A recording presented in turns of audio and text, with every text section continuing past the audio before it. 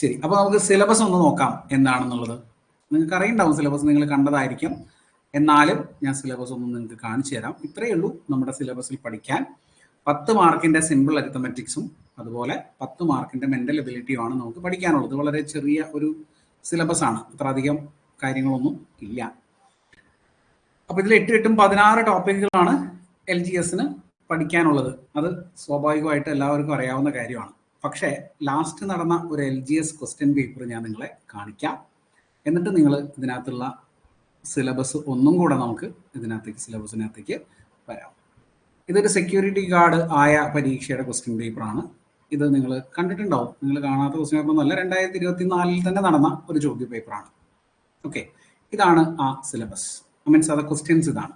81 മുതൽ 100 വരെയുള്ള 20 മാർക്കിന്റെ ചോദ്യങ്ങളാണ് ഇതിനകത്ത് ഉണ്ടായിരുന്നത്. അപ്പോൾ നോക്കൂ, ആദ്യത്തെ ചോദ്യം നഷ്ടശതമാനം, പ്രോഫിറ്റ് ആൻഡ് ലോസിൽ നിന്നുള്ള ചോദ്യമാണ്, ലാഭവും നഷ്ടവും. രണ്ടാമത്തത് ബോർഡ് മാസ് റൂൾ ഉപയോഗിച്ച് ചെയ്യേണ്ട ചോദ്യമാണ്. അത് നമുക്ക് നമ്പേഴ്സ് ആൻഡ് ബേസിക് ഓപ്പറേഷൻസ് എന്ന് പറയുന്ന സംഖ്യകളും അടിസ്ഥാന ക്രിയകളും പിന്നെ കണക്കിലെ സിംപ്ലിഫിക്കേഷൻ ഒക്കെ അതിനകത്തൊക്കെ വരുന്ന ചോദ്യങ്ങളാണ് ഇത്. പിന്നെ മൂന്നാമത്തെ ചോദ്യം വരുന്നത് ദൂരവും സമയവും ദൂരവും തമ്മിലുള്ള ചോദ്യമാണ്. അത് ഡിസ്റ്റൻസ് ആൻഡ് ടൈമിനകത്ത് വരുന്ന ചോദ്യമാണ്. ഇനി നാലാമത്തെ ചോദ്യം നോക്കുക, 84ാമത്തെ ചോദ്യം സംഖ്യകളിൽ നിന്നും നമ്മൾ അടിസ്ഥാന ക്രിയകൾ പറയുന്നുണ്ടല്ലോ, അതിനകത്ത് ഇപ്പൊ നമ്മൾ പഠിക്കാൻ പോകുന്ന കാര്യങ്ങളിൽ വരുന്നതാണ് ഇത്. കൂട്ടത്തിൽപ്പെടാത്തത് ഓഡ് വൺ ഔട്ട്, അതാണ്. 86ാമത്തെ ചോദ്യം നോക്കൂ. ഇത് എവിടെയെങ്കിലും നമ്മുടെ സിലബസിൽ നിന്ന് പറഞ്ഞിട്ടുണ്ടോ എന്ന് നോക്കി. എവിടെയും നമ്മുടെ സിലബസിനകത്ത് ഈ സാധനം പറഞ്ഞിട്ടില്ല. അതായത് നമുക്ക് എന്ത് പഠിക്കാനില്ല സത്യത്തില്? ജോമെട്രി പഠിക്കാനില്ല. പക്ഷേ ജോമെട്രിയിലെ ചോദ്യങ്ങൾ ചോദിക്കും. അപ്പോൾ അത് നമ്മൾ പഠിക്കണം. ജോമെട്രി എന്താ വലിയ കാര്യമായിട്ട് നമ്മൾ ഡിഗ്രി ലെവൽ സിലബസ് പഠിക്കുന്ന പോലെ ഒന്നും പഠിക്കണ്ട. വളരെ ബേസിക് ആയിട്ട് ഏരിയയും, അതായത് പരപ്പളവും ചുറ്റളവും അങ്ങനെ ചെറിയ കുറച്ച് ഫിഗറിൻ്റെ, പിന്നെ കുറച്ച് അത്യാവശ്യം വോളിയം, ഉള്ളളവ്, വ്യാപ്തം, അതൊക്കെ നമ്മൾ ഒന്ന് നോക്കണം. അതും നമ്മൾ അഡീഷണൽ ആയിട്ട് പഠിക്കേണ്ട ഒരു കാര്യമാണ് കേട്ടോ. പിന്നെ നമ്മൾ ഏജ് പ്രോബ്ലം ആണിത്. അച്ഛൻ്റെയും മകൻ്റെയും വയസ്സ് വരുന്ന ഏജ് പ്രോബ്ലം നമ്മുടെ സിലബസിലുള്ള നമുക്ക് പഠിക്കാനുള്ളതാണ്. പിന്നെ വരുന്ന നോക്കൂ, പൂർണ്ണമായി ഹരിക്കാൻ കഴിയുന്ന, അതായത് LCM HCF വരുന്ന ചോദ്യമാണ് ഇത്. പിന്നെ നമ്പർ സീരീസ് അല്ലെങ്കിൽ അനലോഗിയിലൊക്കെ വരുന്ന ചോദ്യമാണ്. ഇതൊക്കെ നമ്മുടെ സിലബസിനകത്ത് ഉള്ളതാണ്. ഇത് നമ്പർ സീരീസിലെ ചോദ്യമാണ്, ദശാംശ സംഖ്യയുടെ ചോദ്യമാണ്, ശരാശരിയിൽ നിന്ന് വന്ന ചോദ്യമാണ്, ഭിന്നസംഖ്യകളിൽ നിന്നും വന്ന ചോദ്യമാണ്. ഇത് അഗൈൻ ഒരു സിംപ്ലിഫിക്കേഷൻ, ഭിന്നസംഖ്യകളിൽ നിന്നൊക്കെ തന്നെ വരുന്ന ഒരു സിംപ്ലിഫിക്കേഷൻ വരുന്ന ചോദ്യമാണ്. ഇത് മറ്റേ നമ്മുടെ റാങ്കിങ്ങിനകത്ത് വരുന്ന ചോദ്യമാണ്. ഇത് നമ്മുടെ സിലബസിനകത്ത് പറയുന്നുണ്ട്. പിന്നെ ഇതും സംഖ്യകളിൽ നിന്നും വരുന്ന ചോദ്യമാണ്. ഇത് എക്സ്പോണൻസിൽ നിന്നും വരുന്ന ചോദ്യമാണ്. എക്സ്പോണൻസ് നമുക്ക് അങ്ങനെ കാര്യമായിട്ട് പറയുന്നില്ലെങ്കിലും എക്സ്പോണൻസ് നമ്മൾ പഠിക്കണം. കൃത്യംഗങ്ങൾ നമ്മുടെ സിലബസിനകത്ത് ഡീറ്റെയിൽ ആയിട്ട് പറയുന്നില്ല, പക്ഷെ നമ്മളത് എന്ത് ചെയ്യണം? പഠിക്കണം. ഓക്കെ, അപ്പൊ അത് നോക്കാം നിങ്ങൾ. ഇതിനകത്ത് ഇത്രയേ ഉള്ളൂ നമ്മുടെ സിലബസിനകത്ത് പറഞ്ഞിട്ടുള്ളത്. പക്ഷെ ഇത്രയൊന്നും അല്ല, ഇതിനകത്ത് നിന്ന് കൂടുതലും ചോദ്യങ്ങൾ വരും എന്നാണ് ഞാൻ പറഞ്ഞു തന്നത്. അതുപോലെ തന്നെ ഇനി വരുന്നത് ലാഭവും ബാക്കി വരുന്ന സംഖ്യകളുടെ ക്രിയകളും ഒക്കെയാണ്. പാറ്റേൺ വരുന്നുണ്ട്. വീണ്ടും നോക്കിയേ, ഒരു ചോദ്യം കൂടെ എന്തിൽ വന്നിട്ടുണ്ട്? പരപ്പളവ്, ജോമെട്രിയിൽ നിന്നും ഒരു ചോദ്യം കൂടെ വന്നിട്ടുണ്ട്. ഇത് നോക്കൂ, ക്വസ്റ്റ്യൻ പേപ്പർ 57/2024 എന്ന ക്വസ്റ്റ്യൻ പേപ്പറാണ്. ഈ വർഷം തന്നെ ചോദിച്ച ചോദ്യമാണ്. അപ്പൊ അത്യാവശ്യം നമ്മൾ നമ്മുടെ സിലബസ് കവർ ചെയ്താൽ പ്ലസ് അഡീഷണൽ ആയിട്ടുള്ള കുറച്ച് കാര്യങ്ങളും കൂടെ നമ്മൾ പഠിച്ചു പോകണം. അതിന് പ്രീവിയസ് ഇയർ ക്വസ്റ്റ്യൻസ് വർക്ക്ഔട്ട് ചെയ്യുന്നതാണ് ഏറ്റവും ബെസ്റ്റ്. നമ്മൾ കുറേ വലിച്ചു വാരി പഠിക്കുന്നതിന് പകരം previous year question paper related ആയിട്ട് അതുമായിട്ട് കണക്ട് ചെയ്യുന്ന ക്വസ്റ്റ്യൻസും അതുമായിട്ട് കണക്ട് ചെയ്യുന്ന ഫാക്റ്റുകളും അതുമായിട്ട് കണക്ട് ചെയ്യുന്ന ഫോർമുലയും ഒക്കെ പഠിച്ച് പോകുന്നതാണ് ഏറ്റവും നല്ലത്. അപ്പോൾ ഇതുപോലെയുള്ള ഒരു ക്ലാസ് ആയിരിക്കും നമ്മുടെ ക്ലാസ്. ക്വസ്റ്റ്യൻ പേപ്പർ നോക്കി നിങ്ങൾക്ക് മനസ്സിലാക്കാം എന്തൊക്കെ ഞാൻ പഠിച്ചു, ഇനി എന്തൊക്കെ ഞാൻ പഠിക്കാനുണ്ട്, ഏതൊക്കെ ടൈപ്പ് ക്വസ്റ്റ്യൻ എനിക്ക് അറിയില്ല, ഏതൊക്കെ ഭാഗങ്ങളാണ് എനിക്ക് ക്ലിയർ ആവേണ്ടത് എന്നുള്ള കാര്യങ്ങളൊക്കെ കൃത്യമായിട്ട് നിങ്ങൾ മനസ്സിലാക്കി പഠിച്ച് പോകണം. മാർക്ക് 20 നമുക്ക് കിട്ടുന്ന രീതിയിൽ വേണം പഠിച്ചു പോകാൻ. ഓക്കെ, നിങ്ങൾക്ക് സംശയങ്ങളുണ്ടെങ്കിൽ ചോദിക്കാം, ക്ലാസ്സിൽ ചോദിക്കാം, ഗ്രൂപ്പിൽ ചോദിക്കാം, ഓക്കെ, ഡിസ്കസ് ചെയ്യാം നമുക്ക്. ഓക്കെ, അപ്പോൾ നമുക്ക് ഇന്നത്തെ ക്ലാസ് തുടങ്ങാലോ. ഏകദേശം നിങ്ങൾക്ക് സിലബസിനെ പറ്റിയും ക്വസ്റ്റ്യൻ പേപ്പറിനെ പറ്റിയും ഏകദേശം ഒരു ഐഡിയ വന്നു എന്ന് ഞാൻ വിചാരിക്കുകയാണ്. അപ്പോൾ നമുക്ക് നമ്മുടെ ടോപ്പിക്കിലേക്ക് വരാം. ഓക്കെ, ഇപ്പോൾ നമ്പേഴ്സ് ആൻഡ് ബേസിക് ഓപ്പറേഷൻസ്, സംഖ്യകളും അടിസ്ഥാന ക്രിയകളും എന്ന് പറയുന്ന ഈ ഒരു ടോപ്പിക്കിൽ ഒരുപാട് കാര്യങ്ങൾ നമുക്ക് പഠിക്കാനുണ്ട്. ഒരുപാട് ക്വസ്റ്റ്യൻസ് ഇതിനെ റിലേറ്റഡ് ആയിട്ട് വരാറുണ്ട്. അപ്പൊ എന്തൊക്കെ സാധനങ്ങളാണ് നമ്മൾ ഇതിനകത്ത് പഠിക്കേണ്ടത്, ഏതൊക്കെ ടോപ്പിക്കുകളാണ് അല്ലെങ്കിൽ ഏതൊക്കെ ടൈപ്പ് ക്വസ്റ്റ്യൻസ് ആണ് ഇതിനകത്ത് വരുന്നത് എന്നുള്ള ഒരു ഓവർവ്യൂ ഞാൻ ആദ്യം തരാം നിങ്ങൾക്ക്. ഏതൊക്കെയാണ് നിങ്ങൾ നോക്കേണ്ടത്, ഇതിൽ എന്തൊക്കെയാണ് പഠിക്കുക, സംഖ്യകൾ എന്ന് പറഞ്ഞാൽ ഒരുപാട് സംഖ്യകളുണ്ടല്ലോ, അതിൻ്റെ എന്തൊക്കെയാണ് നമ്മൾ പഠിക്കേണ്ടത് എന്നുള്ളത് നമുക്ക് ജസ്റ്റ് ഒന്ന് നോക്കാം, ഏതൊക്കെ ടൈപ്പ് വരും എന്നുള്ളത്. അപ്പോൾ സംഖ്യകളും അടിസ്ഥാന ക്രിയകളും എന്ന ഈ ടോപ്പിക്കിൽ നിങ്ങൾ സംഖ്യകളെ പറ്റി പഠിക്കണം. ഏതൊക്കെ സംഖ്യകളാണ് ഉള്ളത് എന്നും ടൈപ്പ്, അതിൻ്റെ ഒരുപാട് ടൈപ്പുകൾ ഉണ്ടല്ലോ. നമ്മൾ എണ്ണൽ സംഖ്യകൾ, ഇരട്ട സംഖ്യകൾ, ഒറ്റ സംഖ്യകൾ, പിന്നെ കുറേ നമ്പറുകൾ വേറെയും നമ്മൾ പഠിക്കുന്നുണ്ട്. ഏതൊക്കെ സംഖ്യകളാണ് പഠിക്കുന്നത്, നമ്മൾ അനക സംഖ്യകൾ, അഭാജ്യ സംഖ്യകൾ എന്നൊക്കെ പറഞ്ഞ് കുറേ സംഖ്യകൾ നമ്മൾ പഠിക്കുന്നുണ്ട്. അപ്പോൾ സംഖ്യകളും അതിൻ്റെ വിവിധ തരം സംഖ്യകൾ നമ്മൾ ഉപയോഗിക്കുന്ന അഖണ്ഡ സംഖ്യകൾ, അതിൻ്റെ പ്രത്യേകതകൾ, അതൊക്കെ നമ്മൾ പഠിക്കണം. ഓക്കെ, അതിപ്പോൾ അത് സ്റ്റാർട്ട് ആവുന്നില്ലൂ കേട്ടോ, ഇത് ഇപ്പോൾ തുടങ്ങുന്നില്ല, നമ്മൾ തുടങ്ങിയില്ല, നമ്മളൊരു ജസ്റ്റ് ഒരു സിലബസ് എന്ന് പറഞ്ഞു മാത്രം കേട്ടോ. അപ്പോൾ ഈ സംഖ്യകളെ പറ്റിയുള്ള ചോദ്യങ്ങളാണ് ഇതിനകത്ത് ഉണ്ടാവുക. ഓക്കെ, അപ്പോൾ അതിൽ തന്നെ സംഖ്യകളുടെ തുക കണ്ടുപിടിക്കാനുള്ള ചോദ്യങ്ങൾ ഉണ്ടാവും. അതായത് എണ്ണൽ സംഖ്യകളുടെ തുക, ഒറ്റ സംഖ്യകളുടെ തുക, ഇരട്ട സംഖ്യകളുടെ തുക, പിന്നെ അതുപോലെ സ്ക്വയർ നമ്പറുകൾ, വർഗസംഖ്യകളുടെ തുക, പിന്നെ ഘനസംഖ്യകളുടെ തുക, ക്യൂബ് നമ്പറുകളുടെ തുക, അങ്ങനെ കുറേ സംഖ്യകളുടെ തുകയുമായിട്ട് കണക്ട് ചെയ്യുന്ന കുറേ ക്വസ്റ്റ്യൻസ് വരാൻ സാധ്യതയുണ്ട്, വരാറുണ്ട്. ഓക്കെ, പിന്നെ നമുക്ക് സംഖ്യയുടെ തുകയും വ്യത്യാസവും തന്നാൽ സംഖ്യകളുടെ വലുത് ചെറുത് ഒക്കെ കണ്ടുപിടിക്കാനുള്ള ചോദ്യങ്ങൾ ഉണ്ടാവാറുണ്ട്. പിന്നെ തുടർച്ചയായിട്ടുള്ള സംഖ്യകളിൽ നിങ്ങൾ അതുമായിട്ട് കണക്ട് ചെയ്യുന്ന 3 തുടർച്ചയായിട്ടുള്ള സംഖ്യകൾ തന്നു, അതിൽ നടുക്കിലത്തെ സംഖ്യ തന്നാൽ വലുത് ഏത് ചെറുത് ഏതെന്ന് കണ്ടുപിടിക്കുന്നത്, അങ്ങനെ കുറച്ച് ടൈപ്പ് ക്വസ്റ്റ്യൻസ് ഉണ്ട്. തുക തന്നിട്ട് വലുതും ചെറുതും കണ്ടുപിടിക്കുന്നത്, അങ്ങനത്തെ കുറേ ടൈപ്പുകൾ നിങ്ങൾക്ക് ഇതിനകത്ത് കാണാൻ പറ്റും സംഖ്യകളിൽ. പിന്നെ മുഖവിലയും സ്ഥാനവിലയും തമ്മിലുള്ള മുഖവില, സ്ഥാനവില, അത് കണക്ട് ചെയ്യുന്ന ക്വസ്റ്റ്യൻസ് ഉണ്ടാവാം. മുഖവിലയും സ്ഥാനവിലയും കണക്ട് ചെയ്യുന്ന ക്വസ്റ്റ്യൻസ് നിങ്ങൾക്ക് ഇതിനകത്ത് കാണാനായിട്ട് പറ്റും. പിന്നെ ബോർഡ് മാസ് റൂൾ ഉപയോഗിച്ച് ചെയ്യേണ്ട, നമ്മൾ ബ്രാക്കറ്റ് ഒക്കെ മാറ്റുന്ന സാധനം ഉണ്ടല്ലോ, ബോർഡ് മാസ് റൂൾ ഉപയോഗിച്ച് ചെയ്യേണ്ട, വി ബോർഡ് മാസ് എന്ന് വേണമെങ്കിൽ പറയാം നമുക്ക്, VBODMAS rule use ചെയ്ത് ചെയ്യേണ്ടതായിട്ടുള്ള ചോദ്യങ്ങൾ ഉണ്ടാവും. തുടർച്ചയായിട്ടുള്ള സംഖ്യകളുടെ തുക തരും, അതിൻ്റെ കണക്ട് ചെയ്യുന്ന ചോദ്യങ്ങൾ ഉണ്ടാവും. മൾട്ടിപ്പിൾസ് തന്നിട്ട് 3ന്റെ ഗുണിതങ്ങൾ, ഇത്ര 3ന്റെ ഗുണിതങ്ങൾ തന്നിട്ട് അത് കണ്ടുപിടിക്കാനുള്ള ചോദ്യങ്ങൾ ഉണ്ടാവും. 3ന്റെ ഗുണിതങ്ങൾ ഇത്ര എണ്ണം എന്നുള്ളത് കണ്ടുപിടിക്കാനുള്ള ചോദ്യങ്ങൾ ഉണ്ടാവും.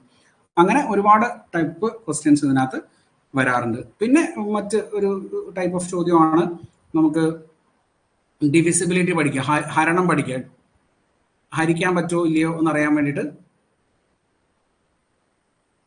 ഒരു സംഖ്യ തന്നിട്ട് ആ സംഖ്യനെ 11 കൊണ്ട് ഡിവൈഡ് ചെയ്യാൻ പറ്റുമോ, ഒരു സംഖ്യ തന്നിട്ട് അതിനെ 12 കൊണ്ട് ഡിവൈഡ് ചെയ്യാൻ പറ്റുമോ, ഒരു സംഖ്യ ഈ തന്ന സംഖ്യയിൽ ഏതാണ് 4ന്റെ മൾട്ടിപ്പിൾ, 4ന്റെ ഗുണിതം ഏതാണ്, അങ്ങനത്തെ സാധനങ്ങളൊക്കെ ഉണ്ടല്ലോ, അതൊക്കെ ഇതിനകത്ത് ചോദിക്കാം. ഇത്രയും കാര്യങ്ങളൊക്കെയാണ് ഇതിനകത്ത് വരിക. പിന്നെ സംഖ്യകൾ റിലേറ്റഡ് ആയിട്ട് എന്ത് വേണമെങ്കിലും സംഖ്യകൾ എന്ന് പറഞ്ഞ സാധനത്തിൽ ചോദിക്കാം. നമ്മൾ സിലബസ് കാണുമ്പോൾ എപ്പോഴും അതിന്റെ താഴെ എന്ത് കാണാറുണ്ട്, ഒരു ചുവന്ന കളറിൽ കുറച്ച് സാധനങ്ങൾ എഴുതി വെച്ചിട്ട് കാണാറുണ്ട് ഇല്ലേ, അതില്ലേ, അങ്ങനെ കാണാറുണ്ടല്ലോ. അപ്പോൾ എന്ത് വേണമെങ്കിലും ചോദിക്കാവുന്നതാണ്. അപ്പോൾ നമുക്ക് കൂടുതലും ഈ പറയുന്ന കാര്യങ്ങൾ ഒക്കെ കണക്ട് ചെയ്യുന്ന ക്വസ്റ്റ്യൻസ് നമുക്ക് ചെയ്യണം. SCRTയിലെ പ്രോബ്ലംസ് നമ്മൾ ഇതിനകത്ത് ഇൻക്ലൂഡ് ചെയ്യും, പ്രീവിയസ് ഇയർ ക്വസ്റ്റ്യൻസ് നമ്മൾ ഇതിനകത്ത് ഇൻക്ലൂഡ് ചെയ്യും.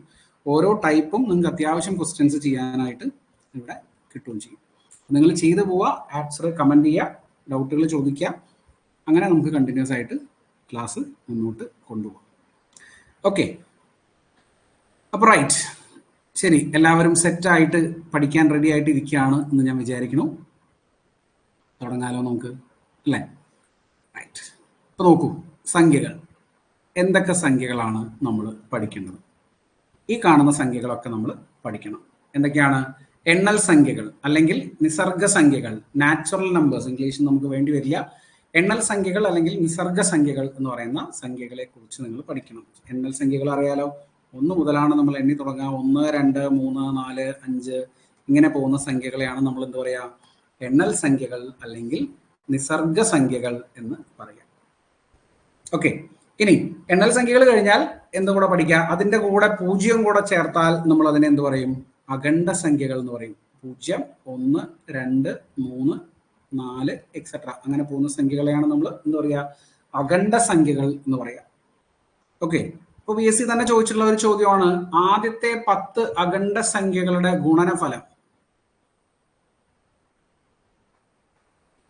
10 ആദ്യത്തെ കേട്ടോ, ആദ്യത്തെ 10 അഖണ്ഡ സംഖ്യകളുടെ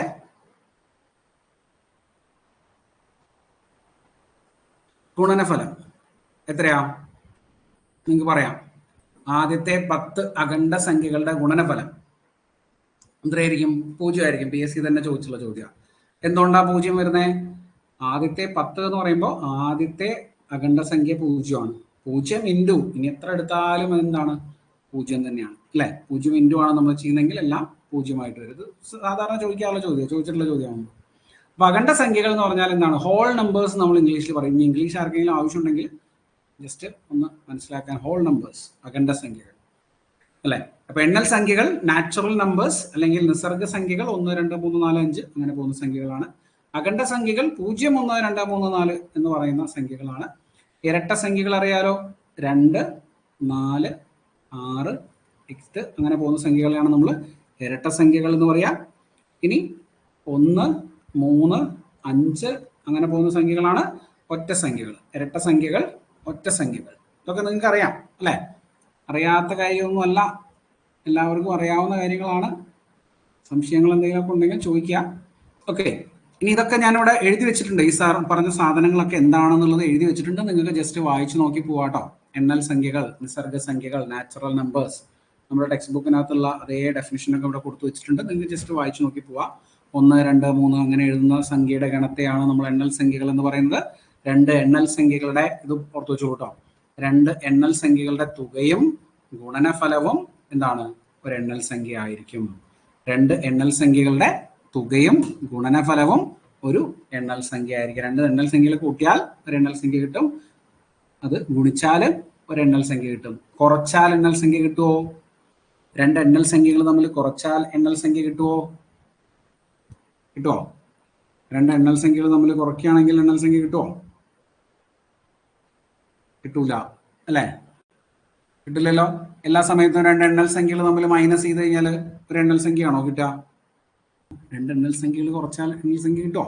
കൂട്ടിയാൽ കിട്ടും. 1 + 2 3 എന്ന് കിട്ടും അല്ലെ? 4 × 3 12 എന്ന് കിട്ടും. ഗുണിച്ചാലും കിട്ടും. കുറച്ചാൽ കിട്ടും? കിട്ടില്ല. നെഗറ്റീവ് നമ്പറുകൾ വരും, 0 വരും അല്ലെ? അതൊന്നും എന്തല്ല? എണ്ണൽ സംഖ്യകളല്ല. ന്യൂനസംഖ്യകൾ, നെഗറ്റീവ് നമ്പറുകൾ അത് വരും. പിന്നെ 0 വരും. അതൊന്നും എന്തല്ല? എണ്ണൽ സംഖ്യകളല്ല. അപ്പൊ 3ഉം 4ഉം മൈനസ് ചെയ്താൽ 3 - 4 -1 വരിക. ശരിയല്ലേ? 3 - 4 -1 എന്ന് വരും. 3 - 4 3ൽ നിന്നും 4 കുറയ്ക്കുക എന്ന് പറഞ്ഞാൽ വലുതിൽ നിന്നും ചെറുത് കുറച്ച് വലുതിന്റെ സിമ്പൽ കൊടുക്കുക അല്ലെ? -1. -1 എന്തല്ല? എണ്ണൽ സംഖ്യയല്ല. അപ്പൊ 2 സംഖ്യകൾ കുറയ്ക്കുമ്പോൾ, സബ്ട്രാക്ട് ചെയ്യുമ്പോൾ എന്ത് ചെയ്യില്ല? അവിടെ എപ്പോഴും എണ്ണൽ സംഖ്യ തന്നെ കിട്ടും എന്ന് ഉറപ്പ് പറയാൻ പറ്റില്ല. കൂട്ടിയാലും ഗുണിച്ചാലും കിട്ടും. ഹരിച്ചാൽ കിട്ടുമോ? ഹരിച്ചാലും കിട്ടില്ല അല്ലെ? എല്ലാ സമയത്തും 2 എണ്ണൽ സംഖ്യകൾ തമ്മിൽ ഹരിച്ചാലും ഒരു എണ്ണൽ സംഖ്യ തന്നെ കിട്ടില്ല. അപ്പോൾ 3ഉം 4ഉം തന്നെ വിചാരിക്കൂ. 3 ഹരിക്കണം 4 ഇതെന്താ വരിക? 3/4 എന്നല്ലേ വരിക? ഇതൊരു എണ്ണൽ സംഖ്യ അല്ല. അപ്പൊ ഹരിച്ചാലും കിട്ടില്ല, കുറച്ചാലും എല്ലാ സമയത്തും കിട്ടില്ല. പക്ഷെ ഗുണിക്കുകയാണെങ്കിലും നമ്മൾ കൂട്ടുകയാണെങ്കിലും എണ്ണൽ സംഖ്യകളുടെ തുകയും ഗുണനഫലവും എണ്ണൽ സംഖ്യകൾ തന്നെ ആയിരിക്കും. ഓക്കെ, ഇനി ഹോൾ നമ്പേഴ്സ് ഓൾറെഡി നമ്മൾ പറഞ്ഞു. 0 കൂടി ചേർത്ത സംഖ്യകളെയാണ് നമ്മൾ അഖണ്ഡ സംഖ്യകൾ, ഹോൾ നമ്പറുകൾ എന്ന് പറയുന്നത് എന്ന് പറഞ്ഞു. ഓക്കെ, ആരും ഒന്നും മിണ്ടുന്നില്ലല്ലോ. എല്ലാവരും കേട്ട് വിഷമിച്ചിരിക്കുകയാണോ? എല്ലാവരും കേട്ട് വിഷമിച്ചിരിക്കുകയാണോ? ആദ്യമായിട്ട് എൻ്റെ ക്ലാസ് കേൾക്കുന്ന ആളുകൾക്ക് ബുദ്ധിമുട്ടുണ്ടെങ്കിൽ പറയണം കേട്ടോ. മുമ്പ് കേട്ട ആൾക്കാർക്കൊന്നും വലിയ കുഴപ്പമൊന്നും ഉണ്ടാവില്ല. ആദ്യമായിട്ട് കേൾക്കുന്ന ആൾക്കാർ ഇയാളത് എന്തൊക്കെയാണ് പറഞ്ഞുകൊണ്ടിരിക്കണം എന്ന് വിചാരിക്കുന്നുണ്ടാവും. പക്ഷെ അങ്ങനെ നിങ്ങൾ പേടിക്കൊന്നും വേണ്ട. വളരെ എളുപ്പത്തിൽ നമുക്ക് പഠിക്കാം. നിങ്ങൾക്ക് മനസ്സിലാവുന്ന രീതിയിൽ ഞാൻ പറഞ്ഞുതരാം. നിങ്ങൾക്ക് മനസ്സിലാവുന്നില്ല എന്ന് പറഞ്ഞാൽ വീണ്ടും പറയാൻ ഒരു മടിയില്ല കേട്ടോ. ധൈര്യമായിട്ട് പറയാം. ഇല്ല, ഓക്കെ, റൈറ്റ്.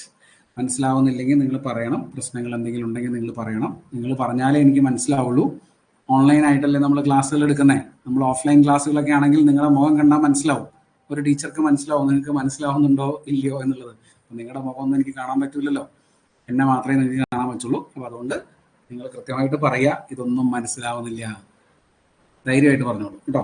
നമുക്ക് വീണ്ടും വീണ്ടും പറയാം, എക്സ്പ്ലെയിൻ ചെയ്യാം. നിങ്ങളെല്ലാവരും മാത്സ് നന്നായിട്ട് അറിയുന്ന ആളുകളാണ് എന്നുള്ള ഒരു ധാരണയും എനിക്കില്ല. അങ്ങനെ അറിയുന്ന ആളുകളുണ്ടാവും, അറിയാത്ത ആളുകളുണ്ടാവും. ഓക്കെ, അപ്പോൾ അതുകൊണ്ട് പേടിക്കൊന്നും വേണ്ട. ഞാൻ എന്തെങ്കിലും വിചാരിക്കുമോ ഇനി നാണക്കേടാവോ എന്നൊന്നും ആർക്കും തോന്നരുത്. നിങ്ങൾക്ക് എന്ത് സംശയമാണോ മനസ്സ് തോന്നുന്നത് അത് അപ്പം ചോദിക്കാം.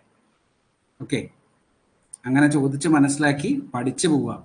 മാത്സ് നമുക്കൊരു വലിയ ബുദ്ധിമുട്ടുള്ള കാര്യമൊന്നുമല്ല. പല ആളുകൾക്കും പ്രശ്നങ്ങൾ ഉണ്ടാവും, ചില കാര്യങ്ങളൊന്നും അറിയുണ്ടാവില്ല. അപ്പം അത് ബുദ്ധിമുട്ടില്ലാണ്ട് പഠിക്കാൻ വേണ്ടിയാണ് നമ്മൾ നിങ്ങളുടെ കൂടെ ഉള്ളത്. ഓക്കെ, അപ്പോൾ അഖണ്ഡ സംഖ്യകൾ പ്രത്യേകിച്ച് പറയേണ്ട കാര്യമില്ലല്ലോ. 0 കൂടെ ചേർത്താൽ ആ സംഖ്യകളെ നമ്മൾ എണ്ണൽ സംഖ്യകളിലെ 0 കൂടെ ചേർത്താൽ നമ്മൾ എന്ത് പറയും? അഖണ്ഡ സംഖ്യകൾ എന്ന് പറയും. ഇനി ഒറ്റ സംഖ്യകളും ഇരട്ട സംഖ്യകളും നോക്കാം. അതിൽ ഇരട്ട സംഖ്യകൾ ആദ്യം പറയാം നമുക്ക്. ഇരട്ട സംഖ്യകൾ എന്ന് പറഞ്ഞാൽ 2 കൊണ്ട് നിശേഷം ഹരിക്കാൻ കഴിയുന്ന സംഖ്യകളെയാണ് നമ്മൾ എന്ത് പറയുക? ഇരട്ട സംഖ്യകൾ എന്ന് പറയാം. 2ന്റെ ഗുണിതങ്ങൾ എന്ന് പറയാം നമുക്ക്, അല്ലെ? 2ന്റെ ഗുണിതങ്ങൾ, മൾട്ടിപ്പിൾസ്.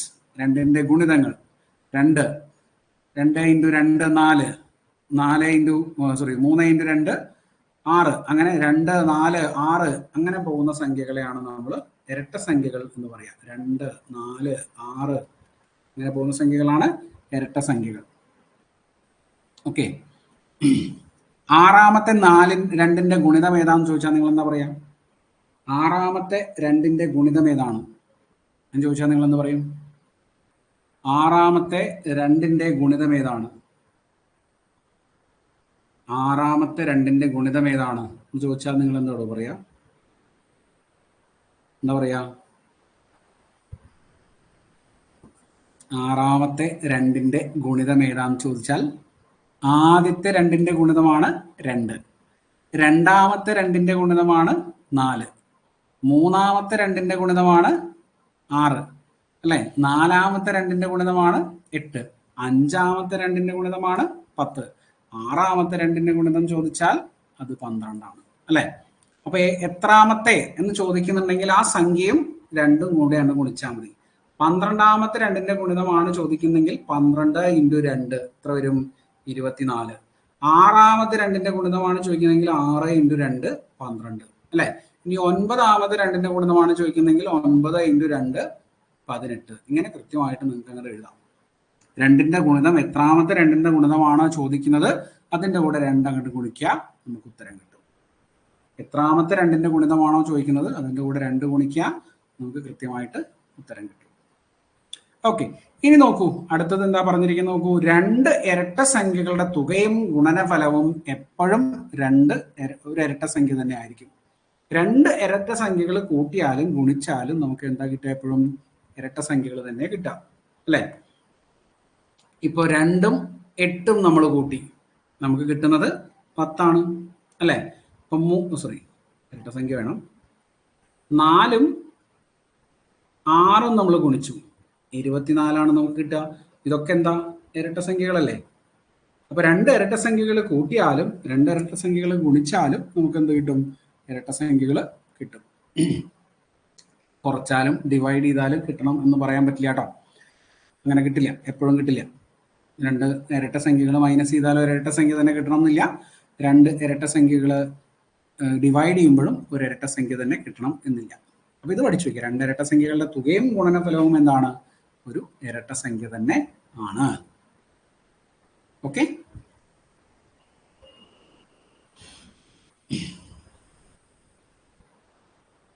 ശരി. ഇനി ഒറ്റ സംഖ്യകൾ അറിയാം എന്താണ്? 2 കൊണ്ട് ഹരിച്ചാൽ ശിഷ്ടം 1 വരുന്ന സംഖ്യകളെയാണ് ഒറ്റ സംഖ്യകൾ എന്ന് പറയുക. 2 കൊണ്ട് ഹരിച്ചാൽ ശിഷ്ടം 1 വരുന്ന സംഖ്യകളെയാണ് നമ്മൾ ഒറ്റ സംഖ്യകൾ എന്ന് പറയുക. അതെങ്ങനെയാണ് 2 കൊണ്ട് ഹരിച്ചാൽ? ഇപ്പൊ 13 എന്ന് പറഞ്ഞൊരു സംഖ്യ ഉണ്ട് വിചാരിക്കും. 13നെ നമ്മൾ 2 കൊണ്ട് ഹരിക്കുകയാണ്. 13നെ എങ്ങനെ 2 കൊണ്ട് ഹരിക്കുക? 2 × എത്രയാണ് 13ന്റെ അടുത്ത് വരുന്നത്? 13 എന്തായാലും ഇരട്ട സംഖ്യയല്ല, അപ്പൊ 2 കൃത്യമായിട്ട് ഗുണിക്കാൻ പറ്റുന്ന സംഖ്യയല്ല, അല്ലെ? ഗുണനഫലം അല്ല 13. അപ്പൊ നമുക്ക് ഇവിടെ എന്ത് എഴുതാം? 6 എന്ന് എഴുതാം. 6 × 2 12 എന്ന് എഴുതാം, അല്ലെ? 6 × 2 12 എന്ന് വരും. ശിഷ്ടം എടുക്കുമ്പോൾ 1 എന്ന് കിട്ടും. ശിഷ്ടം എടുക്കുമ്പോൾ 1 എന്ന് കിട്ടും. ആ ശിഷ്ടം 1 വരുന്ന സംഖ്യകളെ നമ്മൾ എന്ത് പറയും? ഒറ്റ സംഖ്യകൾ എന്ന് പറയും. ഇപ്പൊ 321 2 കൊണ്ട് നമ്മൾ ഹരിക്കുകയാണ്. ഈ ഹരിക്കണമെന്ന് ഞാൻ പറയുന്നത് എന്താണെന്ന് വെച്ചാൽ ഹരണം കുറേ പ്രയാസമുള്ള ആൾക്കാരുണ്ടാവും. അതുകൊണ്ട് അവർക്കും കൂടെ ഒന്ന് ഉപകാരമായിക്കോട്ടെ എന്ന് വിചാരിച്ചിട്ടാണ് ഞാൻ ഈ ഹരിച്ച് പറയുന്നത് കേട്ടോ. അറിയാവുന്ന ആൾക്കാർ വിചാരിക്കരുത് ഇയാളത് എന്തേ പറഞ്ഞുകൊണ്ടിരിക്കുന്നത്, അറിയുന്ന കാര്യങ്ങളൊക്കെ പറയേണ്ട കാര്യമുണ്ടോ എന്ന് വിചാരിക്കരുത്. ഹരണം ബുദ്ധിമുട്ടുള്ള ആളുകൾ ഉണ്ടെങ്കിൽ അവർക്കൊന്ന് ക്ലിയർ ചെയ്യാൻ വേണ്ടിയിട്ട്.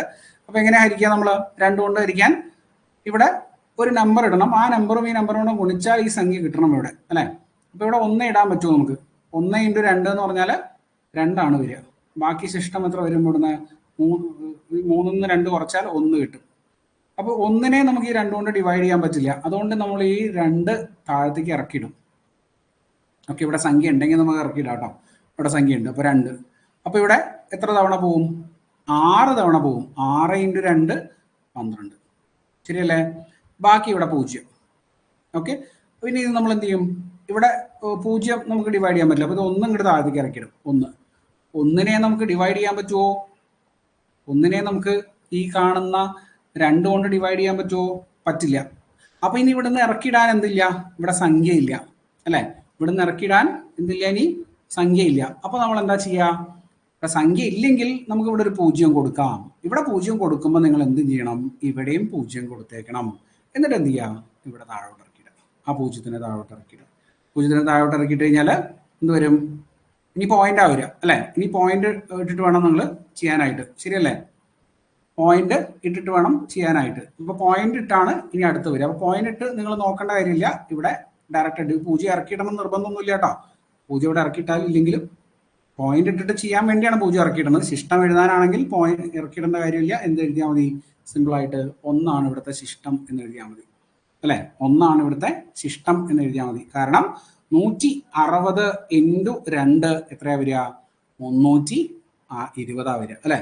160 × 2 എന്ന് പറഞ്ഞാൽ 320 വരിക. ഇവിടെ 321 ഉണ്ട്. അപ്പൊ ശിഷ്ടം എത്രയാ വരിക? 321നെ 2 കൊണ്ട് ഡിവൈഡ് ചെയ്താൽ ശിഷ്ടം 1.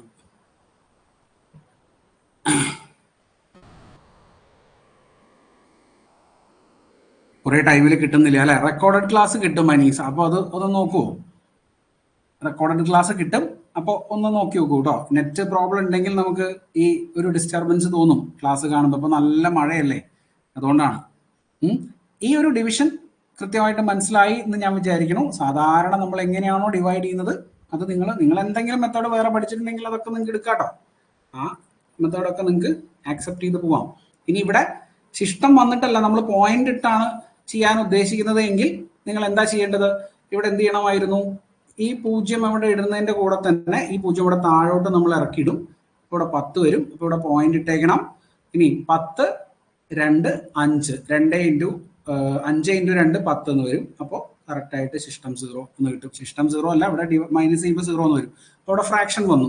അപ്പോൾ ശരിക്കും 321നെ 2 കൊണ്ട് ഡിവൈഡ് ചെയ്താൽ 160.5 എന്നാണ് നമുക്ക് കിട്ടുക കൃത്യമായിട്ട്, അല്ലെ? അപ്പൊ ശിഷ്ടം എഴുതുമ്പോൾ നമ്മൾ എന്ത് എഴുതേണ്ട കാര്യമില്ല. ഈ 0 ഇവിടെ ഇറക്കിയിട്ട് താഴെ ഇറക്കിയിട്ട് 0 എഴുതേണ്ട കാര്യമില്ല കേട്ടോ. 10 ശിഷ്ടം ഒന്നും എഴുതിയേക്കരുത്. ക്ലിയർ ആണല്ലോ? കൺഫ്യൂഷൻ ഇല്ല എന്ന് വിചാരിക്കണം. അപ്പൊ ഡിവിഷൻ ഒന്ന് നിങ്ങൾ നന്നായിട്ട് നോക്കുക. ഈ ഡിവിഷൻ നമുക്ക് ആകെ വരുന്നൊരു പ്രശ്നം സിംപ്ലിഫിക്കേഷനിൽ മൾട്ടിപ്ലിക്കേഷനൊക്കെ നമ്മൾ ഗുണിക്കാനൊക്കെ നമ്മൾ എങ്ങനെയെങ്കിലൊക്കെ ഗുണിക്കും. അത് നമുക്ക് വലിയ ബുദ്ധിമുട്ടുണ്ടാവില്ല. ഡിവിഷൻ കുറച്ച് നന്നായിട്ട് നിങ്ങൾ പ്രാക്ടീസ് ചെയ്യേണ്ടി വരും. അത് നമുക്ക് എപ്പോഴും പല ആൾക്കാർക്കും പ്രശ്നമാണ്. അപ്പോൾ അത് നിങ്ങൾ നന്നായിട്ട് നോക്കേണ്ടി വരും. ഡിവിഷൻ, അതുപോലെ വെട്ടി ചെറുതാക്കുന്ന കാര്യങ്ങൾ, അതൊക്കെ നിങ്ങൾ അത്യാവശ്യം നന്നായിട്ട് തന്നെ നോക്കുക കേട്ടോ. വെട്ടി ചെറുതാക്കുന്നതൊക്കെ നിങ്ങൾക്ക് കുറച്ച് പ്രാക്ടീസ് ചെയ്താൽ ഈസി ആയിട്ട് കിട്ടും. വലിയ ബുദ്ധിമുട്ടുകളൊന്നും ഇല്ലാണ്ട് നമുക്ക് ചെയ്യാനായിട്ട് പറ്റും.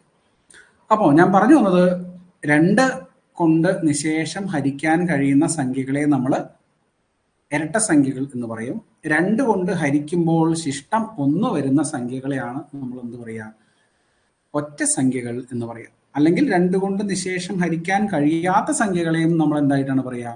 ഒറ്റ സംഖ്യകൾ എന്നാണ് പറയുക, അല്ലെ? ഇനി 2 ഒറ്റ സംഖ്യകളുടെ തുക എന്തായിരിക്കും? എല്ലാ സമയത്തും പ്രത്യേകം ശ്രദ്ധിക്കണേ. 2 ഒറ്റ സംഖ്യകളുടെ തുക ഒരു ഇരട്ട സംഖ്യയായിരിക്കും. 2 ഒറ്റ സംഖ്യകളുടെ തുക എല്ലാം യെല്ലോ കളറായിരുന്നു. 2 ഒറ്റ സംഖ്യകളുടെ തുക എല്ലാം എല്ലാ കളറും ഉണ്ടല്ലോ. പോട്ടെ.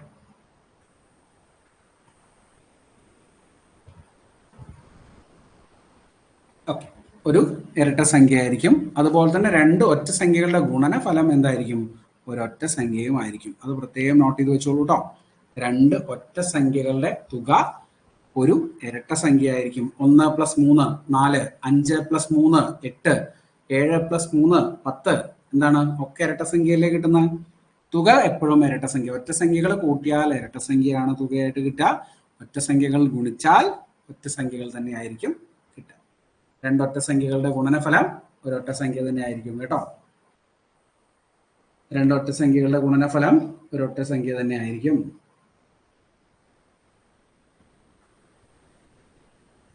ഓക്കെ, റൈറ്റ്, ശരിയാണല്ലോ. അപ്പോൾ ഓഡ് നമ്പേഴ്സ്, ഒറ്റ സംഖ്യകൾ മനസ്സിലായിട്ടുണ്ടെന്ന് വിചാരിക്കുന്നു. പിന്നെ നമ്മൾ പഠിച്ചിരിക്കേണ്ട വളരെ ഇമ്പോർട്ടൻ്റ് ആയിട്ടുള്ള ഒരു സംഖ്യയാണ് അഭാജ്യ സംഖ്യ, പ്രൈം നമ്പേഴ്സ്. പഠിച്ചിട്ടുണ്ട് നമ്മൾ അല്ലെ? അഭാജ്യ സംഖ്യ, പ്രൈം നമ്പേഴ്സ് വളരെ ഇമ്പോർട്ടൻ്റ് ആണ്, പഠിച്ചു വെക്കണം. ഇത് ഒരുപാട് സ്ഥലത്ത് നമ്മൾ ഓഡ് 1 ഔട്ട് വരുന്ന ആ ക്വസ്റ്റ്യനിൽ വരെ നമുക്ക് അഭാജ്യ സംഖ്യകൾ ഉപയോഗിക്കേണ്ടതായിട്ട് വരും. അപ്പൊ എന്താണ് അഭാജ്യ സംഖ്യ? അഭാജ്യ സംഖ്യ എന്ന് പറഞ്ഞാൽ ആ സംഖ്യ കൊണ്ടും ഒന്നുകൊണ്ടും മാത്രം ഡിവൈഡ് ചെയ്യാൻ പറ്റുന്ന സംഖ്യകളെയാണ് നമ്മൾ എന്ത് പറയാം? അഭാജ്യ സംഖ്യ എന്ന് പറയാം. ഒരു സംഖ്യയെ ആ സംഖ്യ കൊണ്ട് മാത്രം, ഒന്നുകൊണ്ടും ആ സംഖ്യ കൊണ്ട്, ഒന്നുകൊണ്ട് പിന്നെ എല്ലാ സംഖ്യയും നമുക്ക് ഡിവൈഡ് ചെയ്യാം. 10/1 10 അല്ലെ? 20/1 20, 5/1 5. ഒന്നുകൊണ്ട് എല്ലാ സംഖ്യകളെയും 0/1 0 അല്ലെ? ഒന്നുകൊണ്ട് എല്ലാ സംഖ്യകളും നമുക്ക് ഡിവൈഡ് ചെയ്യാം. അപ്പൊ ഒന്നുകൊണ്ട് പിന്നെ ആ സംഖ്യ കൊണ്ട് മാത്രം ഡിവൈഡ് ചെയ്യാനേ പറ്റുള്ളൂ എങ്കിൽ ആ സംഖ്യയെ നമ്മൾ എന്ത് പറയും? അഭാജ്യ സംഖ്യ, പ്രൈം നമ്പർ എന്ന് പറയും. അതിനെ വേറെ രീതിയിലും പറയാം. ഒരു സംഖ്യയുടെ ഘടകങ്ങൾ ആ സംഖ്യയും ഒന്നും മാത്രമേ വരുന്നുള്ളൂ എങ്കിൽ അതിനെ നമ്മൾ അഭാജ്യ സംഖ്യ എന്ന് പറയും. പ്രൈം നമ്പേഴ്സ് ഏതൊക്കെയാ പ്രൈം നമ്പേഴ്സ്? നിങ്ങൾ പഠിച്ചിട്ടുണ്ടാവും, പഠിച്ചിട്ടില്ലെങ്കിൽ പഠിച്ചു വയ്ക്കുക. 2 ആണ് ഏറ്റവും ചെറിയ അഭാജ്യ സംഖ്യ. 3, 5, 7, 11, 13, 17 അങ്ങനെ പോകും അല്ലെ? ഇങ്ങനെ പോകുന്ന സംഖ്യകളെയാണ് നമ്മൾ എന്ത് പറയാ? അഭാജ്യ സംഖ്യകൾ എന്ന് പറയാം. അഭാജ്യ സംഖ്യകൾ എന്ന് പറയാം. ഏറ്റവും ചെറിയ അഭാജ്യ സംഖ്യ ഏതാണ്? 2 ആണ്. ഏറ്റവും ചെറിയ അഭാജ്യ സംഖ്യ 2 ആണ്. ഒരേ ഒരു ഇരട്ട സംഖ്യയായ അഭാജ്യ സംഖ്യയും ഏതാണ്? 2 ആണ്. ഒരേ ഒരു ഇരട്ട സംഖ്യയായ അഭാജ്യ സംഖ്യയും 2 ആണ്. ഓക്കെ, ഏറ്റവും ചെറിയ അഭാജ്യ സംഖ്യ 2 ആണ്. ഒരേ ഒരു ഇരട്ട സംഖ്യയുള്ളൂ അഭാജ്യ സംഖ്യയായിട്ട്, അതും 2 ആണ്. പഠിച്ചു വെക്കേണ്ട മറ്റൊരു കാര്യമാണ് 100ൽ താഴെ എത്ര അഭാജ്യ സംഖ്യകളുണ്ട്? 100ൽ താഴെ എത്ര അഭാജ്യ സംഖ്യകളുണ്ട്? 100ൽ താഴെ എത്ര അഭാജ്യ സംഖ്യകളുണ്ട്? 25 അഭാജ്യ സംഖ്യകൾ 100ൽ താഴെയുണ്ട് അല്ലെ? 100ന് താഴെ എത്ര അഭാജ്യ സംഖ്യകളുണ്ട് ചോദിച്ചാൽ 25 അഭാജ്യ സംഖ്യകളുണ്ട്. 50ൽ താഴെ 15 എണ്ണം ഉണ്ട്. 100നും 50നും ഇടയ്ക്ക് 10 എണ്ണം ഉണ്ട്. 50നും 100നും ഇടയ്ക്ക് 10 എണ്ണം, 50ൽ താഴെ 15 എണ്ണം, 100നും ആദ്യത്തെ 100 എണ്ണം എന്ന് പറയുമ്പോൾ ആദ്യത്തെ 100 എണ്ണൽ സംഖ്യകൾ 25 അഭാജ്യ സംഖ്യകൾ നിങ്ങൾക്ക് കാണാൻ പറ്റും. പഠിച്ചു വെച്ചോളൂ കേട്ടോ. അഭാജ്യ സംഖ്യകൾ ഏതൊക്കെയാ സംഖ്യ എന്നുള്ളത് ഞാൻ കാണിച്ചു തരാം. നിങ്ങളൊരു കോഡൊക്കെ ഉപയോഗിച്ച് പഠിച്ചിട്ടുണ്ടാവും അഭാജ്യ സംഖ്യകൾ ഏതാണെന്ന് മനസ്സിലാക്കാനായിട്ട് ഇല്ലേ? ഒരു കോഡൊക്കെ ഉപയോഗിച്ച് പഠിച്ചില്ലേ? ഒരു നമ്പർ, ഏത് നമ്പറായിരുന്നു? 4 4 2 2 3 2 2 3 2 1 അങ്ങനെ സംഖ്യ പഠിച്ചിട്ടുണ്ടാവും അല്ലേ? ഇതായിരുന്നു എന്തേ പറഞ്ഞല്ലേ? 4 4 2 2 3 2 2 3 2 1 അല്ലെങ്കിൽ 442 232 321 അല്ലെങ്കിൽ 231 അങ്ങനെയൊക്കെയാവും നിങ്ങൾ പഠിച്ചിട്ടുണ്ടാവുക. എങ്ങനെയാണെന്ന് വെച്ചാൽ നിങ്ങൾക്ക് സൗകര്യം പോലെ പഠിക്കുക. അതന്നെ 4 4 2 2 3 2 2 3 2 1. പഠിച്ചിട്ടില്ലെങ്കിൽ പഠിപ്പിച്ചു തരാം. അതിനാണ് ഞാൻ ഇട്ടിരിക്കുന്നത്. നോക്കൂ, ഇതാണ് ആകെയുള്ള അഭാജ്യ സംഖ്യകൾ. എവിടെ? 100 വരെയുള്ള അഭാജ്യ സംഖ്യകളാണ് നിങ്ങൾ ഈ കാണുന്നത്. ഓക്കെ, അപ്പോൾ 0നും 10നും ഇടയിൽ വരുന്ന 0നും 10നും ഇടയിൽ വരുന്ന അഭാജ്യ സംഖ്യകളാണ് 2 3 5 7. എത്ര എണ്ണം ഉണ്ട്? 4 എണ്ണം ഉണ്ട്. 11നും 20നും ഇടയിൽ വരുന്ന അഭാജ്യ സംഖ്യകളാണ് 11 13 17 19. അതും എത്ര ഉണ്ട്? 4 എണ്ണം ഉണ്ട്. ഇനി 21നും 30നും ഇടയിൽ വരുന്ന അഭാജ്യ സംഖ്യകളാണ് 23ഉം 29ഉം, അത് 2 ഇനി 31നും 40നും ഇടയിൽ വരുന്ന, അല്ലെങ്കിൽ 30നും 40നും ഇടയിൽ, അങ്ങനെ പറഞ്ഞാൽ മതി, 31 പറയണ്ട, 10നും 20നും ഇടയിൽ. നിങ്ങളിത് അങ്ങനെ പറഞ്ഞു ഇപ്പൊ കൺഫ്യൂഷൻ ആക്കണില്ല ഞാൻ. 10നും 20നും ഇടയിൽ 4, 20നും 30നും ഇടയിൽ 2, 30നും 40നും ഇടയിൽ 2, ഇനി 40നും 50നും ഇടയിൽ 3, 50നും 60നും ഇടയിൽ 2, 60നും 70നും ഇടയിൽ 2, 70നും 80നും ഇടയിൽ 3, 80നും 90നും ഇടയിൽ 2, 90നും 100നും ഇടയിൽ 1. ഓക്കെ, ഈ സംഖ്യകളും എഴുതി വെക്കുക, അതുപോലെ ഈ സംഖ്യകളുടെ എണ്ണവും നിങ്ങൾ എഴുതി വെക്കുക. ഇതാ ഞാൻ പറഞ്ഞത്, എന്ത് പഠിക്കണം? 4, 4, 2, 2, 3, 2, 2, 3, 2, 1. ഈ സംഖ്യ ഒന്ന് പഠിച്ചു വെച്ചോളൂ. 4, 4, 2, 2, 3, 2, 2, 3, 2, 1. ഫോൺ നമ്പർ പഠിക്കുന്ന പോലെ പഠിച്ചാൽ മതി. 4, 4, 2, 2, 3, 2, 2, 3, 2, 1. ഇത് എന്താണെന്ന് മനസ്സിലാക്കി വെക്കണേ. 0 മുതൽ 10 വരെ, 10 മുതൽ 20 വരെ, 20, 30, 30, 40, 40, 50, 50, 60, 60, 70, 70, 80, 80, 90, 90, 100. അതാണ് കേട്ടോ. അത് ഓർത്ത് വയ്ക്കണം. വെറുതെ നമ്പർ മാത്രം പഠിച്ചു വെച്ചിട്ട് പോയ കാര്യമൊന്നുമില്ല. അതും കൂടെ നിങ്ങൾ ഓർത്തേക്കണേ. ഓക്കെ, ഇതൊക്കെ ആദ്യമായിട്ട് കാണുന്ന ആൾക്കാരുണ്ടോ? ഇതൊക്കെ PSC തുടങ്ങിയ കാലത്തേ ഉള്ള കാര്യങ്ങളാണ് കേട്ടോ. അതൊന്നും ഞാൻ കണ്ടുപിടിച്ചതോ ഞാൻ പറയുന്ന കാര്യങ്ങളോ അല്ല. ഇതൊക്കെ പണ്ട് മുതലേ നമ്മുടെ സിലബസിലൊക്കെ ഉള്ള കാര്യങ്ങളാണ്. അപ്പൊ ഇത് എണ്ണം പഠിച്ചു വെക്കുക. അഭാജ്യ സംഖ്യകളുടെ എണ്ണം കൃത്യമായിട്ട് പഠിച്ചു വെക്കുക. അഭാജ്യ സംഖ്യകളുടെ എണ്ണം കൃത്യമായിട്ടും പഠിച്ചു വെക്കുക. എഴുതിയോ ഇത്രയും കാര്യങ്ങള്? ഇനി PSCയുടെ ചോദ്യങ്ങളിൽ ഒരു ചോദ്യം സ്റ്റേറ്റ്മെന്റ് ടൈപ്പ് ക്വസ്റ്റ്യൻ ആക്കിയിട്ട് മാത്സ് ഒക്കെ ചോദിക്കാൻ തുടങ്ങിയതിന് ശേഷം PSC ചോദിച്ച ഒരു ചോദ്യമാണ്, ശരിയാണോ തെറ്റാണോ എന്ന് പറയാ. ഏത് സ്റ്റേറ്റ്മെന്റ് തന്നിട്ട് ഇത് ശരിയാണോ തെറ്റാണോ എന്ന് പറയാനുള്ള ചോദ്യമായിരുന്നു, അല്ലെങ്കിൽ തെറ്റ് ഏതെന്ന് കണ്ടുപിടിക്കാനുള്ള ചോദ്യമായിരുന്നു, അല്ലെങ്കിൽ ശരി ഏതെന്ന് കണ്ടുപിടിക്കാനുള്ള ചോദ്യമായിരുന്നു. ചോദ്യം ഇതാണ്: എണ്ണൽ സംഖ്യകളിൽ അഭാജ്യ സംഖ്യകളല്ലാത്തതെല്ലാം ഭാജ്യ സംഖ്യകളാണ്. എണ്ണൽ സംഖ്യകളിൽ അഭാജ്യ സംഖ്യകളല്ലാത്തതെല്ലാം ഭാജ്യ സംഖ്യകളാണ്. ശരിയാണോ തെറ്റാണോ? ഈ കാണുന്നതാണ് അഭാജ്യ സംഖ്യകൾ. ഇത് 100 വരെ പറഞ്ഞുള്ളൂ. ഇനി ഇഷ്ടം പോലെ സംഖ്യകൾ വേറെ ഉണ്ട് കേട്ടോ. ഒരുപാട് സംഖ്യകൾ ഉണ്ടാവും. ഇപ്പൊ 100 വരെയുള്ളത് നമ്മൾ പറഞ്ഞുള്ളൂ. 100 വരെ നമ്മൾ പഠിച്ചാൽ മതി തൽക്കാലം. എണ്ണൽ സംഖ്യകളിൽ അഭാജ്യ സംഖ്യകളെല്ലാം അല്ലാത്തതെല്ലാം ഭാജ്യ സംഖ്യകളാണ്. അഭാജ്യ സംഖ്യകൾ അല്ലെങ്കിൽ ആ സംഖ്യകളെ ഭാജ്യ സംഖ്യകൾ എന്ന് പറയുന്നു. അപ്പൊ എണ്ണൽ സംഖ്യകളിൽ അഭാജ്യ സംഖ്യകളല്ലാത്തതെല്ലാം ഭാജ്യ സംഖ്യകളാണ്.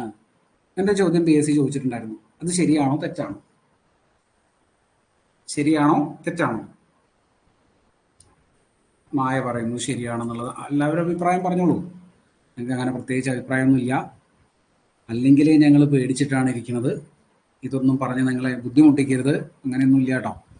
നമുക്ക് മാത്സിനോടൊരു താല്പര്യവും ഇഷ്ടവും ഒക്കെ വന്നു കഴിഞ്ഞാൽ നമുക്ക് ഈസി ആയിട്ടത് ചെയ്യാനും പഠിക്കാനും പറ്റും. ഭാജ്യ സംഖ്യകളല്ലാത്ത എല്ലാ എണ്ണൽ സംഖ്യകളും അഭാജ്യ സംഖ്യകളല്ലാത്ത എല്ലാ എണ്ണൽ സംഖ്യകളും ഭാജ്യ സംഖ്യകളാണ് എന്ന് പറയുന്ന സ്റ്റേറ്റ്മെന്റ് തെറ്റാണ്. അത് ശരിയല്ല. എന്തുകൊണ്ടാ?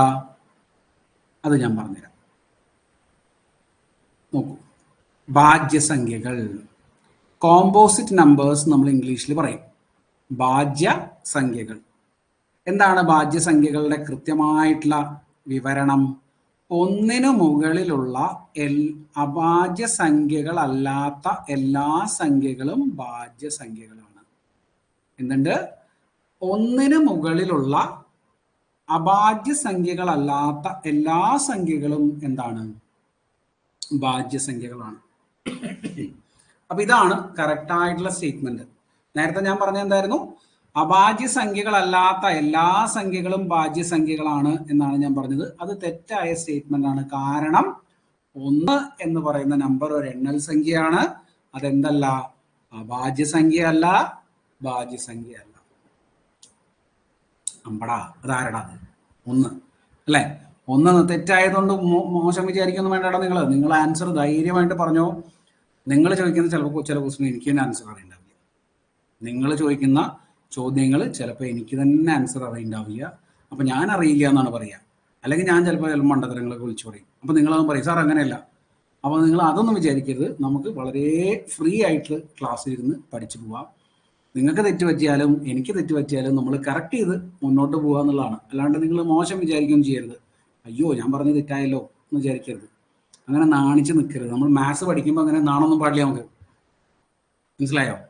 തെറ്റാണെങ്കിൽ തെറ്റാണെന്ന് കൃത്യമായിട്ട് പറയുക, അത് ശരിയല്ല എന്ന് പറയുക. ഇനി ഞാൻ പറയുന്ന മെത്തേഡ് ചിലപ്പോൾ ഇതൊക്കെ ഭയങ്കര പ്രയാസമാണ് സാർ, ഇതിൽ എളുപ്പമായി എനിക്കറിയാം, നിങ്ങളത് പറഞ്ഞു തരണം. അപ്പോൾ നമുക്ക് എല്ലാവർക്കും അത് ഡിസ്കസ് ചെയ്യാം, എല്ലാവർക്കും അത് പഠിക്കാം.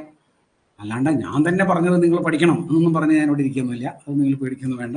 നിങ്ങൾക്ക് കംപ്ലീറ്റ് ഫ്രീഡം ഉണ്ട് ക്ലാസ്സിൽ. നിങ്ങൾക്ക് എന്ത് വേണമെങ്കിലും മാത്സിലെ കാര്യങ്ങൾ ചോദിക്കാം. പൈസയൊന്നും കടം ചോദിക്കരുത് കേട്ടോ, അത് ഞാൻ വെറുതെ പറഞ്ഞതാ. ഓക്കെ, അപ്പോൾ ഇത്രയേ ഉള്ളൂ സംഭവം. എന്താണ് സംഗതി? 1 മുകളിലുള്ള എല്ലാ അഭാജ്യ സംഖ്യകളും, അഭാജ്യമല്ലാത്ത എല്ലാ സംഖ്യകളും എന്താണ്? ഭാജ്യസംഖ്യകളാണ്. ഓക്കെ, ക്ലിയർ അല്ലേ? കൺഫ്യൂഷൻ ഇല്ലല്ലോ. അപ്പൊ 1 ആരാ? 1 ഇത് രണ്ടും അല്ല.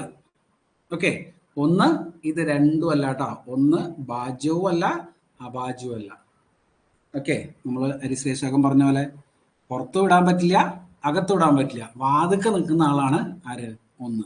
അഭാജ്യവും അല്ല ഭാജ്യവും അല്ല.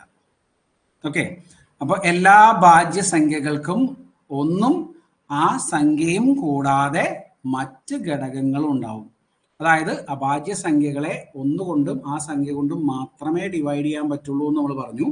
പക്ഷെ ഭാജ്യസംഖ്യകൾ അങ്ങനെയല്ല, 1ൽ കൂടുതൽ സംഖ്യകൾ കൊണ്ട് നമുക്കതിനെ ഡിവൈഡ് ചെയ്യാം. ഇപ്പം 4 എന്ന് പറഞ്ഞാൽ എന്താണ്? ഒരു ഭാജ്യസംഖ്യയാണ്. 6 ഒരു ഭാജ്യസംഖ്യയാണ്. 6നെ 2 കൊണ്ട് ഡിവൈഡ് ചെയ്യാം, നമുക്ക് 3 കൊണ്ട് ഡിവൈഡ് ചെയ്യാം, 1 കൊണ്ടും 6 കൊണ്ടും ഡിവൈഡ് ചെയ്യാം അല്ലേ? അപ്പം അത് ഒരു അഭാജ്യ സംഖ്യ അല്ല. പക്ഷെ 5 നോക്കി നിങ്ങൾ, 5 കൊണ്ട് മാത്രമേ ഡിവൈഡ് ചെയ്യാൻ പറ്റുള്ളൂ, പിന്നെ 1 കൊണ്ട് ഡിവൈഡ് ചെയ്യാൻ പറ്റില്ല അല്ല. വേറെ ഏതെങ്കിലും സംഖ്യ കൊണ്ട് 5നെ ഡിവൈഡ് ചെയ്യാൻ പറ്റുമോ? പറ്റില്ല. 5നെ ഡിവൈഡ് ചെയ്യാന്ന് പറഞ്ഞാൽ എന്താ? കറക്റ്റ് കഷ്ണങ്ങളാക്കി ഈക്വൽ ആയിട്ട് ഭാഗിക്കാൻ പറ്റുമോ? 5നെ പറ്റില്ല അല്ലേ? 5നെ കഷ്ണമായിട്ട് കൃത്യമായിട്ട് ഭാഗിക്കാൻ പറ്റില്ല. 2 കൊണ്ട് ഡിവൈഡ് ചെയ്താൽ അതെന്താവും? 2 ആവും. അരാന്ന് പറഞ്ഞ സാധനം അവിടെ ഉണ്ടാവും. 3 ആയിട്ട് ഡിവൈഡ് ചെയ്താൽ വീണ്ടും പ്രശ്നം. കൃത്യമായിട്ട് 5നെ നമുക്ക് ഡിവൈഡ് ചെയ്യാൻ പറ്റില്ല. ഓക്കെ, 5 കൊണ്ടല്ലാതെ വേറെ 1 കൊണ്ടും നമുക്ക് 5നെ ഡിവൈഡ് ചെയ്യാൻ പറ്റില്ല. 1 കൊണ്ട് പറ്റും, 5 കൊണ്ടും പറ്റും. 5 ഒരു അഭാജ്യ സംഖ്യയാണ്. പക്ഷെ 6 നമുക്ക് എന്തായിട്ട് പറയാം? ഭാജ്യസംഖ്യയായിട്ട്. 6നെ 3 കൊണ്ട് ഡിവൈഡ് ചെയ്യാം. 6 മാങ്ങയുണ്ട് നമ്മുടെ കയ്യിൽ. ആ 6 മാങ്ങ നമുക്ക് 3 ആൾക്ക് 2 വെച്ച് കൊടുക്കാം, 2 ആൾക്ക് 3 വെച്ച് കൊടുക്കാം അല്ലേ? 6 ആൾക്ക് ഓരോന്ന് വെച്ച് കൊടുക്കാം, ഒരാൾക്ക് 6 കൊടുക്കാം. ഇതാണ് ഡിവിഷൻ എന്ന് പറയുന്നത്. ഡിവിഷൻ എന്ന് പറഞ്ഞാൽ അത്രയേ ഉള്ളൂ. 6 മാങ്ങകൾ നമ്മുടെ കയ്യിലുണ്ടെങ്കിൽ 6നെ കൃത്യമായിട്ട് നമുക്ക് കുറച്ച് ആളുകൾക്ക് ഭാഗിച്ചു കൊടുക്കാൻ പറ്റും. ഒരു കഷ്ണം മുറിക്കാണ്ട് മുഴുവനായിട്ടും ഭാഗിച്ചു കൊടുക്കാൻ പറ്റും. 6നെ 6 ആയിട്ട് ഭാഗിക്കാം. 6 പേർക്ക് ഓരോന്നോരോന്ന് കൊടുക്കാം. 2 പേർക്ക് കൊടുക്കാം 3 വീതം അല്ലേ? 3 പേർക്ക് കൊടുക്കാം 2 വീതം. ഒരാൾക്ക് 6 വീതം എടുക്കാം. പക്ഷെ 5 മാങ്ങകൾ ഉണ്ടെങ്കിലോ കൃത്യമായിട്ട് നിങ്ങൾക്ക് ഭാഗിക്കാൻ പറ്റുമോ? 5 ആൾക്ക് ഭാഗിക്കാം, അല്ലെങ്കിൽ ഒരാൾക്ക് മൊത്തം എടുക്കാം. അതല്ലാതെ വേറെ ആർക്കെങ്കിലും ഈ 5 മാങ്ങകൾ നമുക്ക് കഷ്ണം മുറിക്കാണ്ട് കൊടുക്കാൻ പറ്റുമോ? പറ്റില്ല അല്ലേ? അപ്പോൾ അവിടെ നമ്മൾ കഷ്ണം മുറിക്കേണ്ടി വരും. അതാണ് ഭാജ്യസംഖ്യയും അഭാജ്യസംഖ്യയും തമ്മിലുള്ള വ്യത്യാസം. അത്രേ ഉള്ളൂ. ഓക്കെ, അപ്പൊ അത് ഓർത്ത് വെച്ചോളൂ. 1ന് മുകളിലുള്ള അഭാജ്യസംഖ്യ അല്ലാത്ത എല്ലാ സംഖ്യകളും ഭാജ്യസംഖ്യകളാണ്. ഇനി എല്ലാ ഭാജ്യസംഖ്യകൾക്കും 1ഉം ആ സംഖ്യയും കൂടാതെ മറ്റ് ഘടകങ്ങളും ഉണ്ടായിരിക്കും. ഘടകങ്ങൾ എന്ന് പറഞ്ഞാൽ ഡിവൈഡ് ചെയ്യാൻ പറ്റുന്ന നമ്പറുകൾ കേട്ടോ, ഫാക്ടേഴ്സ് ഇംഗ്ലീഷിൽ നമ്മൾ പറയും. ഇനി ഏറ്റവും ചെറിയ ഭാജ്യസംഖ്യ, ഇതൊരു ക്വസ്റ്റ്യൻ ആയിരുന്നു. ഏറ്റവും ചെറിയ ഭാജ്യസംഖ്യ ഏതാണ്? 4 ഏറ്റവും ചെറിയ ഭാജ്യസംഖ്യ. കോമ്പോസിറ്റ് നമ്പേഴ്സിൽ ഏറ്റവും ചെറുത് 4. 1 ഇത് 2 അല്ല എന്ന് പഠിച്ചോളൂ. കോമ്പോസിറ്റും അല്ല, അഭാജ്യവും അല്ല, ഭാജ്യവും അല്ല. 1. ഓക്കെ, നിങ്ങൾ വിചാരിക്കുന്നുണ്ടാവും ഞാനിതെന്താ തിയറി ക്ലാസ്സിലാണോ വന്ന് കയറിയത് ഭഗവാനെ എന്നൊക്കെ നിങ്ങൾ വിചാരിക്കുന്നുണ്ടാവും. പക്ഷെ ഇതൊക്കെ നമ്മുടെ SCERT ടെക്സ്റ്റ് ബുക്കിൽ ഉള്ളതുകൊണ്ട് ഞാനിതൊക്കെ പറഞ്ഞു പോകുന്നു എന്ന് മാത്രം. PSCയുടെ കഥയാണ്, നമുക്കൊന്നും പറയാൻ പറ്റില്ല. എന്താണ് ഇവിടെ ചോദിക്കുക? ആദ്യമേ ക്വസ്റ്റ്യൻസ് ചെയ്ത് നമ്മൾ പോകേണ്ട കാര്യമില്ലല്ലോ. അതുകൊണ്ടാണ് ഇതൊക്കെ നമ്മൾ പറഞ്ഞു പോകുന്നത് കേട്ടോ. നിങ്ങൾ വിചാരിക്കുന്നുണ്ടാവും ഇയാളത് എന്തൊക്കെയാ പറഞ്ഞു, ഇങ്ങനെയൊന്നുമല്ലല്ലോ ഞങ്ങൾ PSC ക്ലാസ്സിൽ പഠിച്ചത്, ഞങ്ങൾ വെറും ക്വസ്റ്റ്യൻസ് മാത്രമാണല്ലോ പഠിച്ചത്. അങ്ങനെയൊക്കെ തോന്നുന്നുണ്ടെങ്കിൽ ക്വസ്റ്റ്യൻസ് ഉണ്ട്, നമുക്ക് ഇഷ്ടംപോലെ ക്വസ്റ്റ്യൻസ് ഉണ്ട്. ക്വസ്റ്റ്യൻസ് നമുക്ക് ചെയ്ത് നോക്കാം, ഒരുപാടുണ്ട്. നിങ്ങളിത് എന്താണെന്ന് മനസ്സിലാക്കിയും കൂടെ കുറച്ച് കാര്യങ്ങളും കൂടെ പഠിക്കണം. നമ്മൾ ഇങ്ങനെ വന്നാൽ ഇങ്ങനെ, ഇങ്ങനെ വന്നാൽ ഇങ്ങനെ, അങ്ങനെ മാത്രം നിങ്ങൾ പഠിക്കരുത്, എൻ്റെ ഒരു അഭിപ്രായമാണ് കേട്ടോ. എപ്പോഴും നമ്മൾ ഈ ഷോർട്ട് കട്ടിൻ്റെ പുറകെ പോയാൽ നമുക്ക് ഷോർട്ട് കട്ട് ഓർമ്മ ഉണ്ടാവണമെന്നില്ല. ഇപ്പോഴും ഞാൻ നിങ്ങളോടൊരു ചോദ്യം ചോദിക്കാം. നിങ്ങൾ PSC ഒക്കെ സ്ഥിരമായിട്ട് എഴുതുന്ന ആളുകളാണെങ്കിൽ ആവറേജിൻ്റെ ചോദ്യം, ആവറേജിൻ്റെ ചോദ്യം, ഓക്കെ, 4 കുട്ടികളുടെ ശരാശരി മാർക്ക് 10 ഓക്കെ. അപ്പം അങ്ങനെയാണെങ്കിൽ ഒരു കുട്ടിയുടെ കൂടി അഡീഷണൽ ആയിട്ട് വന്നപ്പോൾ ശരാശരി മാർക്ക് 11. അപ്പോൾ ആ വന്ന കുട്ടിക്ക് എത്ര മാർക്ക് എന്ന് ചോദിച്ചാൽ നിങ്ങളുടെ മനസ്സിൽ ആദ്യം ഓടിയെത്തുന്നത്, പല ആൾക്കാർക്കും പലത് പേരുണ്ടാവും, എന്നാലും ഒരു ബുദ്ധിമുട്ടും ഇല്ലാണ്ട് പറയാൻ പറ്റുന്നത് എന്താ? എന്താ പറയാൻ പറ്റുക? നമ്മൾ സാധാരണ പറയുന്ന കാര്യമാണ് പറയാൻ പറ്റുക, അല്ലേ? നമ്മൾ സാധാരണ പറയുന്ന കാര്യമാണ്. നമുക്ക് എങ്ങനെ പറയാം? 4 കുട്ടികളുടെ ശരാശരി മാർക്ക് 10. അപ്പോൾ 4 × 10 40. പുതിയതായിട്ട് ഒരാൾ വന്നു, 11 അയാളുടെ, അല്ലെങ്കിൽ ശരാശരി 11. അപ്പോൾ നമ്മൾ 5 × 11 55. എന്നിട്ട് അങ്ങോട്ട് മൈനസ് ചെയ്യും, അല്ലേ? എന്നിട്ട് അങ്ങോട്ട് മൈനസ് ചെയ്യും. ഇതല്ലേ നമ്മൾ ചെയ്യുക. അവിടെ നമ്മൾ ഷോർട്ട് കട്ട് ഉപയോഗിക്കുമോ? ചിലപ്പോൾ ഷോർട്ട് കട്ട് ഉപയോഗിക്കുമായിരിക്കും നമ്മൾ. പക്ഷെ നമ്മൾ ആ കൺസെപ്റ്റ് നമ്മൾക്ക് തലയിലുണ്ടെങ്കിൽ അത് ഉപയോഗിക്കാനാണ് ഏറ്റവും സേഫ്. അതാണ് നമുക്ക് ആദ്യം ഓർമ്മ വരിക. നമ്മൾ സ്കൂളിൽ പഠിച്ച കാര്യങ്ങളാണ് നമുക്ക് ആദ്യം ഓർമ്മ വരിക. ഞാൻ ഈ പറയുന്ന കാര്യങ്ങളൊന്നും അല്ല നിങ്ങൾക്ക് ഓർമ്മ വരിക. നിങ്ങൾക്ക് ഓർമ്മ വരിക നിങ്ങൾ ആദ്യം എന്ത് പഠിച്ചിട്ടുണ്ടോ, സ്കൂളിലൊക്കെ നിങ്ങൾ എന്ത് പഠിച്ചിട്ടുണ്ടോ ആ കാര്യമാണ് നിങ്ങളുടെ തലയിൽ ആദ്യം ഓർമ്മ വരിക. പിന്നെ നമ്മൾ അത്രയും ഷാർപ്പായിട്ട് ഇരുന്ന് പഠിക്കണം. ഈ ഷോർട്ട് കട്ടുകളൊക്കെ നമുക്ക് അങ്ങനെ പഠിക്കണം. അങ്ങനെ പഠിച്ചാൽ നമുക്ക് ഷോർട്ട് കട്ടുകളൊക്കെ ഉപയോഗിക്കാം. അപ്പോൾ ഷോർട്ട് കട്ട് പഠിക്കണ്ട എന്നല്ല ഞാൻ പറഞ്ഞത്. നമുക്ക് എന്താണോ കൺസെപ്റ്റ് വരുന്നത്, മുമ്പ് പഠിച്ചതാണ് നമുക്ക് ഓർമ്മ വരിക. ആദ്യം പഠിച്ച കാര്യങ്ങളാണ് നമുക്ക് ഓർമ്മ വരിക. എന്നിട്ടാണ് നമുക്ക് ഷോർട്ട് കട്ടൊക്കെ പിന്നാലെ അത് ഇങ്ങനെ ഷോർട്ട് കട്ട് ഉണ്ടായിരുന്നല്ലോ എന്ന് നമുക്ക് പിന്നീട് ഓർമ്മ വരിക, അല്ലേ? അപ്പോൾ അത് സ്വാഭാവികമാണ്. അപ്പോൾ അതുകൊണ്ട് നമുക്ക് എന്തറിയണം? കൺസെപ്റ്റ് അറിയണം. ഇത് എന്താ സാധനം എന്നറിയണം. ഓക്കെ, അത് ടീച്ചേഴ്സിനെ ഡിപ്പെൻഡ് ചെയ്തിരിക്കും. നിങ്ങളെ പഠിപ്പിക്കുന്ന ഓരോ ടീച്ചേഴ്സിനെ ഡിപ്പെൻഡ് ചെയ്തിരിക്കും. ഞാൻ എൻ്റെ പിള്ളേരെ മൊത്തം ഇങ്ങനെയാണ് പഠിപ്പിക്കുക. അപ്പോൾ ഇതെന്ന് വെച്ചാൽ അങ്ങനെ കംപ്ലീറ്റ് തിയറി ആണല്ലോ ഇയാൾ പഠിപ്പിക്കുന്നത് എന്ന് നിങ്ങൾ വിചാരിക്കരുത്. ഇതിൻ്റെ പുറകിൽ തിയറി കഴിഞ്ഞു. ഇതേ ഇതൊക്കെ ക്വസ്റ്റ്യൻസ് ആണ് നിങ്ങൾക്ക് ചെയ്യാനുള്ളത്. ഇതൊക്കെ നിങ്ങൾക്ക് ചെയ്യാനുള്ള ക്വസ്റ്റ്യൻസേ ഉള്ളൂ നമ്മുടെ കയ്യിൽ. കുറച്ച് കാര്യങ്ങൾ മാത്രം നമ്മൾ എന്ത് പറയും, കൺസെപ്റ്റ് പറയും. കൺസെപ്റ്റ് പറയാതെ നിങ്ങൾ പഠിച്ചാൽ നിങ്ങൾക്ക് കുറച്ച് ബുദ്ധിമുട്ടുകളൊക്കെ തോന്നും. അതുകൊണ്ടാണ് വാലും തലയില്ലാതെ പഠിക്കുക എന്ന് പറയില്ലേ നമ്മൾ. അങ്ങനെ പഠിക്കരുത്. നമുക്ക് എന്താണോ അറിയാവുന്നത് അതിന് കൃത്യമായിട്ടുള്ളൊരു ധാരണ വേണം. എന്നാൽ ചില ക്വസ്റ്റ്യൻസ് ഒക്കെ ചെയ്യാൻ നമുക്ക് ഷോർട്ട് കട്ടാണ് ഏറ്റവും നല്ലത്. ചിലത് ചെയ്യാൻ അത് എന്തുകൊണ്ട് അങ്ങനെ വന്നു എന്ന് ചോദിക്കാതെ ആൻസർ ചെയ്യുന്നതാണ് ചിലത് നല്ലത്, അല്ലേ? ചിലതിൻ്റെ മുകളിലൊക്കെ എക്സ്പ്ലനേഷൻ തരാൻ പോയാൽ ചിലപ്പോൾ അത് നിങ്ങൾക്ക് മനസ്സിലാവുന്ന ഒരു സ്ഥിതിയിലേക്കുള്ള ഒരു അവസ്ഥയൊന്നും ആവില്ല ഉണ്ടാവുക. അപ്പം അതൊന്നും നമ്മൾ പറയില്ല. നമുക്ക് പറയാൻ പറ്റുന്ന കുറേ കാര്യങ്ങളുണ്ട്, നിങ്ങൾക്ക് മനസ്സിലാവുന്ന കാര്യങ്ങൾ. എല്ലാത്തിൻ്റെ ആൻസറും എല്ലാത്തിൻ്റെയും കാര്യങ്ങളൊക്കെ നമുക്ക് പറയാം. പക്ഷെ നിങ്ങൾക്ക് ആവശ്യമുള്ളതും നിങ്ങൾക്ക് മനസ്സിലാവുന്നതുമായിട്ടുള്ള കാര്യങ്ങൾ നമ്മളിവിടെ ഫിൽട്ടർ ചെയ്തിട്ടാണ് പറയുന്നത് കേട്ടോ. അപ്പോൾ വലിച്ചു കാര്യമൊന്നും നമ്മൾ പഠിപ്പിക്കുന്നില്ല, നിങ്ങൾക്ക് ആവശ്യമുള്ള കാര്യങ്ങൾ മാത്രം. അപ്പോൾ നോക്കൂ, ഇത് നമ്മുടെ SCERT ടെക്സ്റ്റ് ബുക്കിൽ 5ാം ക്ലാസ്സിലെ ടെക്സ്റ്റ് ബുക്കിൽ 6ാം ക്ലാസ്സിലെ 5ലോ 6ലോ ടെക്സ്റ്റ് ബുക്കിനകത്തുള്ളതാണ്. ഇത് നിങ്ങൾ കണ്ടിട്ടുണ്ടാവും, അല്ലേ? ഒരു കുട്ടി ഇങ്ങനെ നിൽക്കുന്ന ഒരു ഭാഗമാണ്. ഗൂഗിൾ. എന്താണ് ഗൂഗിൾ? PSC അടുത്ത് ചോദിക്കാൻ പോകുന്ന ചോദ്യം അത്. ഗൂഗിൾ എന്ന് പറഞ്ഞാൽ എന്താ? 1 കഴിഞ്ഞ് 100 പൂജ്യമുള്ള ഒരു സംഖ്യയാണ് ഗൂഗിൾ. എന്താണ് ഗൂഗിൾ? ഗൂഗിൾ അല്ല കേട്ടോ, ഗൂഗിൾ. 1 കഴിഞ്ഞ് 100 പൂജ്യം. 1 കഴിഞ്ഞ 1 പൂജ്യം 10, 2 പൂജ്യം 100, 3 പൂജ്യം 1000, 4 പൂജ്യം 10000, 5 പൂജ്യം 1 ലക്ഷം, അല്ലേ? 6 പൂജ്യം 10 ലക്ഷം നമ്മൾ പഠിച്ചിട്ടുണ്ട്. അതേപോലെ 1 കഴിഞ്ഞ് 100 പൂജ്യം വരുന്ന സംഖ്യയെ ഒരു പേര് പറയും, അതാണ് ഗൂഗിൾ. ഓക്കെ, അത് വെറുതെ ഒന്ന് പഠിച്ചു വെച്ചാൽ മതി. ഗൂഗിൾ എന്നാണ് ആരെ കണ്ടുപിടിച്ചെന്നൊക്കെ വെറുതെ ഞാൻ ഇവിടെ എഴുതി വെച്ചിട്ടുണ്ട്. അത് നിങ്ങൾക്ക് വെറുതെ വായിച്ചു നോക്കാം. ഇനി അടുത്തൊരു സംഖ്യ, മുന്നോട്ടും പിന്നോട്ടും ഒരേപോലെ വായിക്കാൻ പറ്റുന്ന സംഖ്യകളെ നമ്മൾ എന്ത് പറയും? ഇരുവഴി സംഖ്യകൾ എന്ന് പറയും. ഇരുവഴി സംഖ്യകൾ അല്ലെങ്കിൽ പാലിയൻഡ്രോമിക് നമ്പേഴ്സ്. ഇംഗ്ലീഷിലെ പേര് ചിലപ്പോൾ പല ആൾക്കാരും കേട്ടിട്ടുണ്ടാവും, പാലിയൻഡ്രോമിക് നമ്പേഴ്സ്. പണ്ട് സ്കൂളിലൊക്കെ കമ്പ്യൂട്ടർ സയൻസ് പഠിച്ചപ്പോൾ അതിനകത്തൊക്കെ പഠിച്ചിട്ടുണ്ടാവും. ഇരുവഴി സംഖ്യകൾ, അവിടുന്നും ഇങ്ങോട്ടും ഫ്രണ്ടിൽ നിന്നും ബാക്കിൽ നിന്നും ഒരേപോലെ വായിക്കാൻ പറ്റുന്ന സംഖ്യകളെയാണ് നമ്മൾ എന്ത് പറയുക? പാലിയൻഡ്രോമിക് സംഖ്യകൾ എന്ന് പറയാം. അതായത് 242, 121 അല്ലെ. ഇത് 242 ഇവിടെ നിങ്ങോട്ട് വായിച്ചാൽ 242 ശരിയല്ലേ. ഇവിടെ നിങ്ങോട്ട് വായിച്ചാൽ 121, ഇവിടെ നിങ്ങോട്ട് വായിച്ചാൽ 121. അങ്ങോട്ടും ഇങ്ങോട്ടും വായിക്കാൻ പറ്റുന്ന സംഖ്യ, ഒരേപോലെ വായിക്കാൻ പറ്റുന്ന സംഖ്യകളെ എന്ന് പറയാ ഇരുവഴി സംഖ്യകൾ അല്ലെങ്കിൽ പാലിയൻഡ്രോമിക് നമ്പറുകൾ എന്ന് പറയും. സമമിത സംഖ്യകൾ എന്നും പറയൂട്ടോ. സമമിത സംഖ്യകൾ അത് ചോദിക്കാൻ വഴിയില്ല. നമ്മുടെ ഇരുവഴി സംഖ്യകളായിരിക്കും കൂടുതലും ചോദിക്കുകയാണെങ്കിൽ തന്നെ വരിക. ഓക്കെ, അത് പഠിച്ചു വെച്ചോളൂ. അവിടെ ഒരു എക്സാമ്പിൾ ഒക്കെ ഉണ്ട്. 36,000 ആ തന്നെ 111 വരും. 36,863 ഇവിടെ അങ്ങോട്ട് അവിടെ നിങ്ങളുടെ ഒക്കെ അത് തന്നെയാണ് അല്ലേ. അത് വായിക്കാം.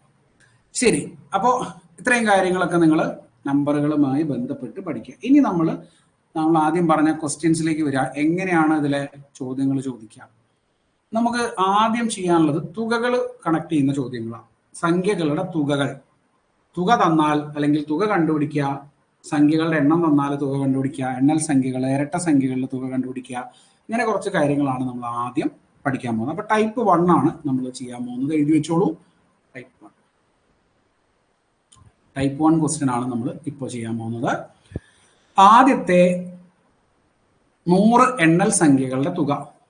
ആദ്യത്തെ 100 എണ്ണൽ സംഖ്യകളുടെ തുക. അപ്പൊ എണ്ണൽ സംഖ്യകളുടെ തുക കണ്ടുപിടിക്കാൻ നിങ്ങൾ ഒരു ഇക്വേഷൻ പഠിച്ചു വെച്ചിട്ടുണ്ടാവും എന്ന് ഞാൻ വിചാരിക്കുന്നു. പഠിച്ചു വെച്ചിട്ടില്ലെങ്കിൽ പഠിക്കുക. n എണ്ണൽ സംഖ്യകളുടെ തുക. എണ്ണൽ സംഖ്യകളുടെ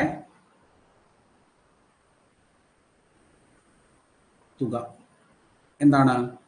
n × n+1/2. n എണ്ണൽ സംഖ്യകളുടെ തുക കണ്ടുപിടിക്കാൻ നമ്മൾ ഉപയോഗിക്കുന്ന ഇക്വേഷൻ ആണ് n × n+1/2. ഓക്കെ, അപ്പൊ 100 എണ്ണൽ സംഖ്യകൾ എന്ന് പറയുമ്പോൾ 100 ഇത് n ആണ് കേട്ടോ. 100 × 100+1/2 അല്ലേ. ഇത് രണ്ടും നമുക്ക് വെട്ടിച്ചെറുതാക്കാം. 100നെ 2 കൊണ്ട് കട്ട് ചെയ്താൽ 50 അല്ലേ. ഇനി 50 × ഇത് 101 ആണ്. മൾട്ടിപ്ലൈ ചെയ്യാലോ. 5 × 101 ചെയ്താൽ മതി. 101 × 5. ഇവിടെ 0 ഇവിടെ ഇരുന്നോട്ടെ. ഇവിടെ 5 വരും, ഇവിടെ 0 വരും, ഇവിടെ 5 വരും. 50-50 അല്ലേ. 50-50. ഈ ക്വസ്റ്റ്യൻ ഒക്കെ ചില ആളുകൾക്ക് ചെയ്തു നോക്കേണ്ട കാര്യമേ ഉണ്ടാവില്ല. ഇത് PSCയുടെ സ്ഥിരമായിട്ട് ചോദ്യമാണ്. 100 എണ്ണൽ സംഖ്യകളുടെ തുക 50-50 എന്ന് പഠിച്ചു വെച്ച ആൾക്കാരുണ്ടാവും. അവർക്ക് എളുപ്പത്തിൽ ചെയ്യാൻ പറ്റും. ഒന്നും നോക്കേണ്ട കാര്യമില്ല അല്ലെ. 10 എണ്ണൽ സംഖ്യകളുടെ തുക. 10 എണ്ണൽ സംഖ്യകളുടെ തുക. ആദ്യത്തെ 10 എണ്ണൽ സംഖ്യകളുടെ തുക 55 എന്ന് പഠിച്ച ആൾക്കാരുണ്ടാവും അല്ലെ. ആദ്യത്തെ 10 എണ്ണൽ സംഖ്യകളുടെ തുക 55 എന്ന് പഠിച്ചു വെച്ച ആൾക്കാരുണ്ടാവും ഇല്ലേ. ഉണ്ട്. അങ്ങനെയാണെങ്കിൽ ആദ്യത്തെ 1000 എന്താവും? ആദ്യത്തെ 1000 എണ്ണൽ സംഖ്യകളുടെ തുക 10 എണ്ണത്തിന്റെ 55, 100 എണ്ണത്തിന്റെ 50-50, 1000 എണ്ണത്തിന്റെ അങ്ങനെയൊക്കെ ചോദിച്ചാൽ 10,000 എണ്ണത്തിന്റെ ഫോർമുല ഉപയോഗിക്കുമോ? നിങ്ങൾ ഫോർമുല ഉപയോഗിക്കോ? മൾട്ടിപ്ലൈ ചെയ്ത് നമ്മൾ കുടുങ്ങുകയുള്ളൂ. എന്താ ചെയ്യാം നോക്കിയേ. 10, 10ന്റെ പകുതി 5, 5, 5. 100, 100ന്റെ പകുതി 50, 50. 1000, 1000ത്തിന്റെ പകുതി 500, 500. 10,000ത്തിന്റെ പകുതി 5000, 5000. ആഹാ, എളുപ്പമാണല്ലോ അല്ലേ.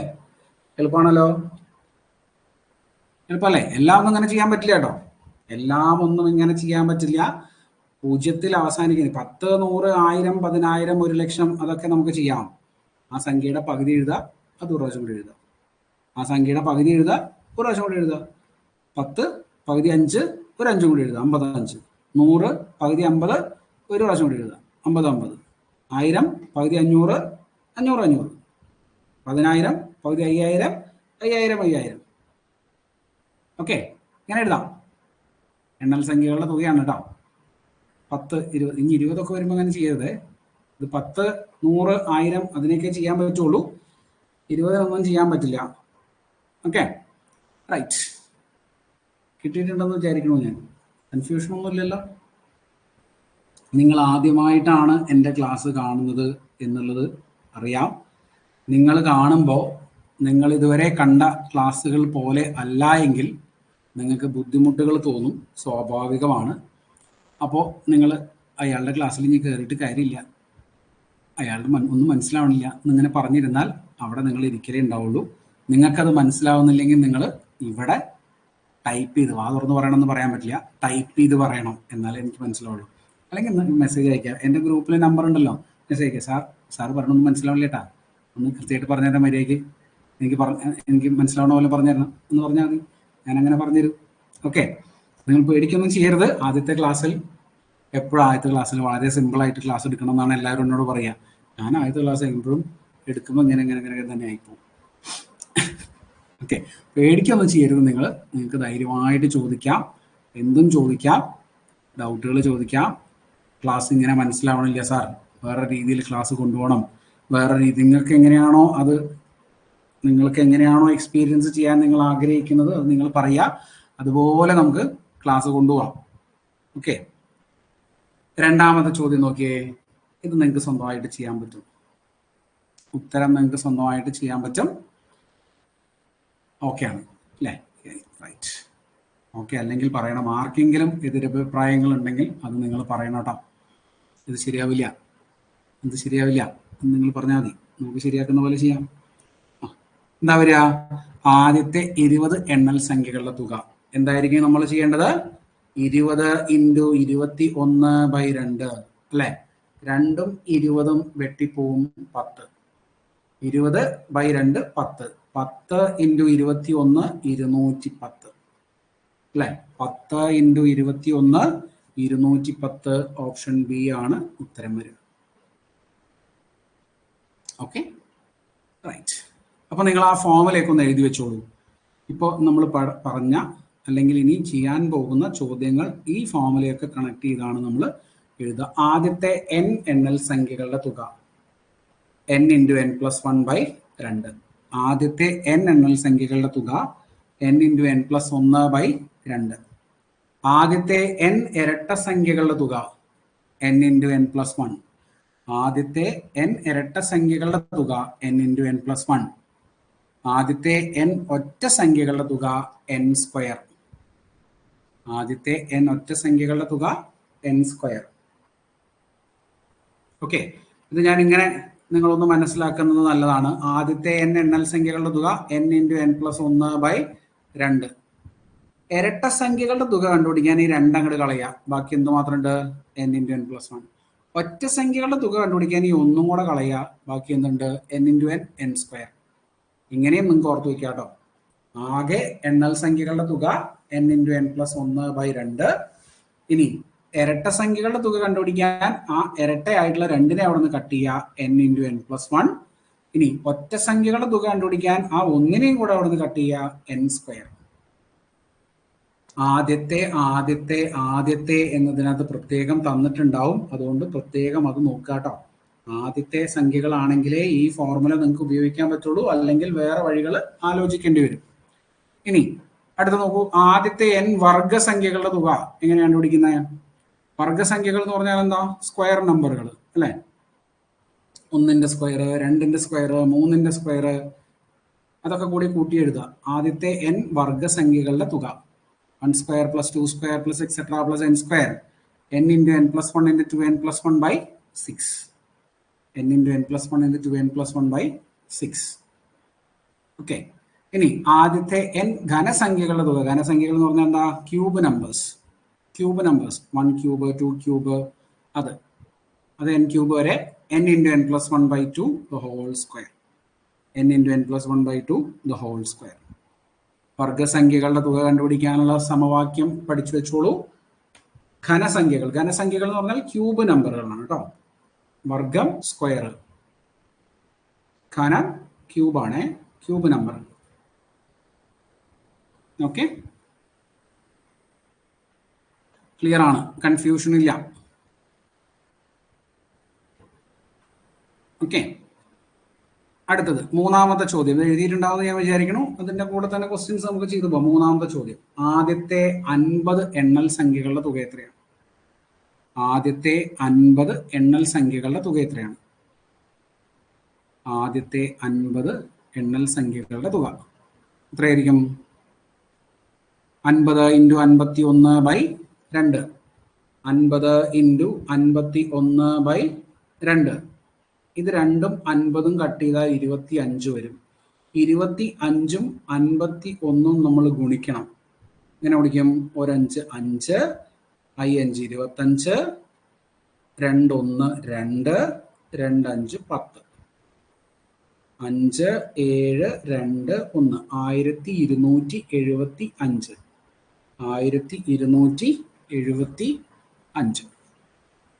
1275. 1275 ശരിയല്ലേ? ഗുണിക്കാം. ഈസി ആയിട്ട് കിട്ടും, ബുദ്ധിമുട്ടില്ല, സിമ്പിൾ ആയിട്ടുള്ള കാര്യമാണ്. ഗുണിക്കാനൊക്കെ നിങ്ങൾ പഠിച്ചേക്കണം കേട്ടോ. ഇനി അടുത്തൊരു ചോദ്യമാണ്. ഇത് നേരെ തിരിച്ചു ചോദിക്കാം. ഇപ്പൊ ചോദിച്ച ചോദ്യങ്ങളൊക്കെ തിരിച്ചു ചോദിച്ചേക്കാം. എങ്ങനെയാ? ആദ്യത്തെ എത്ര എണ്ണൽ സംഖ്യയുടെ തുകയാണ് 105? ആദ്യത്തെ എത്ര എണ്ണൽ സംഖ്യകളുടെ തുകയാണ് 105? 105 എന്ന തുക കിട്ടാൻ ആദ്യം എത്ര എണ്ണൽ സംഖ്യകൾ നിങ്ങൾ കൂട്ടണം? ആദ്യത്തെ എത്ര എണ്ണൽ സംഖ്യകളുടെ തുകയാണ് 105? അതെങ്ങനെയാണ് നമ്മൾ കണ്ടുപിടിക്കുക? n എണ്ണൽ സംഖ്യകളുടെ തുക എങ്ങനെയാണ് നമ്മൾ കണ്ടുപിടിക്കുക? n × n+1/2 അല്ലേ? ഇത് എത്രയാണ്? 105. ഇത് നമുക്ക് തന്നിട്ടുണ്ട്. 105 തുക. n കണ്ടുപിടിച്ചാൽ മതി. എത്ര സംഖ്യകൾ ഉണ്ട് എന്ന് കണ്ടുപിടിച്ചാൽ മതി. ഈ രണ്ടിനെ നമ്മൾ എന്ത് ചെയ്യും? ഇങ്ങോട്ട് ക്രോസ് മൾട്ടിപ്ലൈ ചെയ്യും. n × n+1 സമം 105 × 2. 105 × 2 210 അല്ലേ? n × n+1 210 ആവണം എങ്കിൽ n എന്തായിരിക്കണം എന്നുള്ളത് നിങ്ങൾ ഓപ്ഷൻസിൽ നിന്ന് നോക്കി എഴുതാം. n എന്തായിരിക്കണം എന്നുള്ളത് ഓപ്ഷൻസിൽ നിന്ന് നോക്കി എഴുതാം. ശ്രദ്ധിച്ച് ചെയ്യണേ. n ഉം n+1 കൂടെ ഗുണിച്ചാൽ എന്ത് കിട്ടണം? നമുക്ക് 210 കിട്ടണം. ഓപ്ഷൻ എ ആണ് n പകരം കൊടുക്കുന്നത് വിചാരിക്കൂ. n 14 × 14 + 1 15. എത്ര കിട്ടാൻ നോക്കി നോക്കിയേ. 14 × 15 I 4 20, ബാക്കി 2 5 2 7 4 1 0 1 2 210. കറക്റ്റാ അല്ലേ? 210 ആവുന്നുണ്ട്. അപ്പോൾ 14 നമ്മുടെ n. 14 നമ്മുടെ n എന്ന് പറയാം. ശരിയല്ലേ? ഓപ്ഷൻസിൻ്റെ അടുത്ത് ചോദ്യം. ഇത് നിങ്ങൾ സിംപ്ലിഫൈ ചെയ്യാൻ പോവുകയാണെങ്കിൽ ഇവിടെ ക്വാഡ്രാറ്റിക് ഇക്വേഷൻ ഒക്കെ വരും. അതൊക്കെ നിങ്ങൾ a² - b² ഒന്നും വേണ്ട, ആ വഴിക്കൊന്നും പോണ്ട. അതൊക്കെ നമുക്ക് ബുദ്ധിമുട്ടാണ്. 14 × 15 210. സംശയങ്ങളില്ല എന്ന് ഞാൻ വിചാരിക്കുകയാണ്. എന്തെങ്കിലും സംശയങ്ങളുണ്ടെങ്കിൽ ചോദിക്കണം. 5ാമത്തെ ചോദ്യം നോക്കൂ. 5ാമത്തെ ചോദ്യം, ആദ്യത്തെ 100 ഇരട്ട സംഖ്യകളുടെ തുക എത്രയാണ്? ആദ്യത്തെ 100 ഇരട്ട സംഖ്യകളുടെ തുക എത്രയാണ്? ആദ്യത്തെ 100 ഇരട്ട സംഖ്യകളുടെ തുക.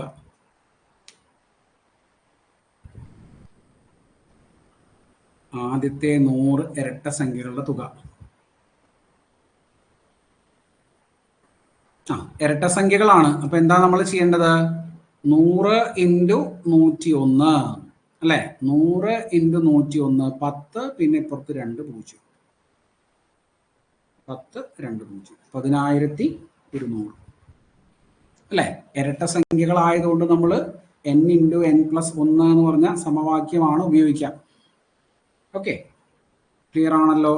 കൺഫ്യൂഷൻസ് ഇല്ല, എളുപ്പമാണ് ചെയ്യാൻ.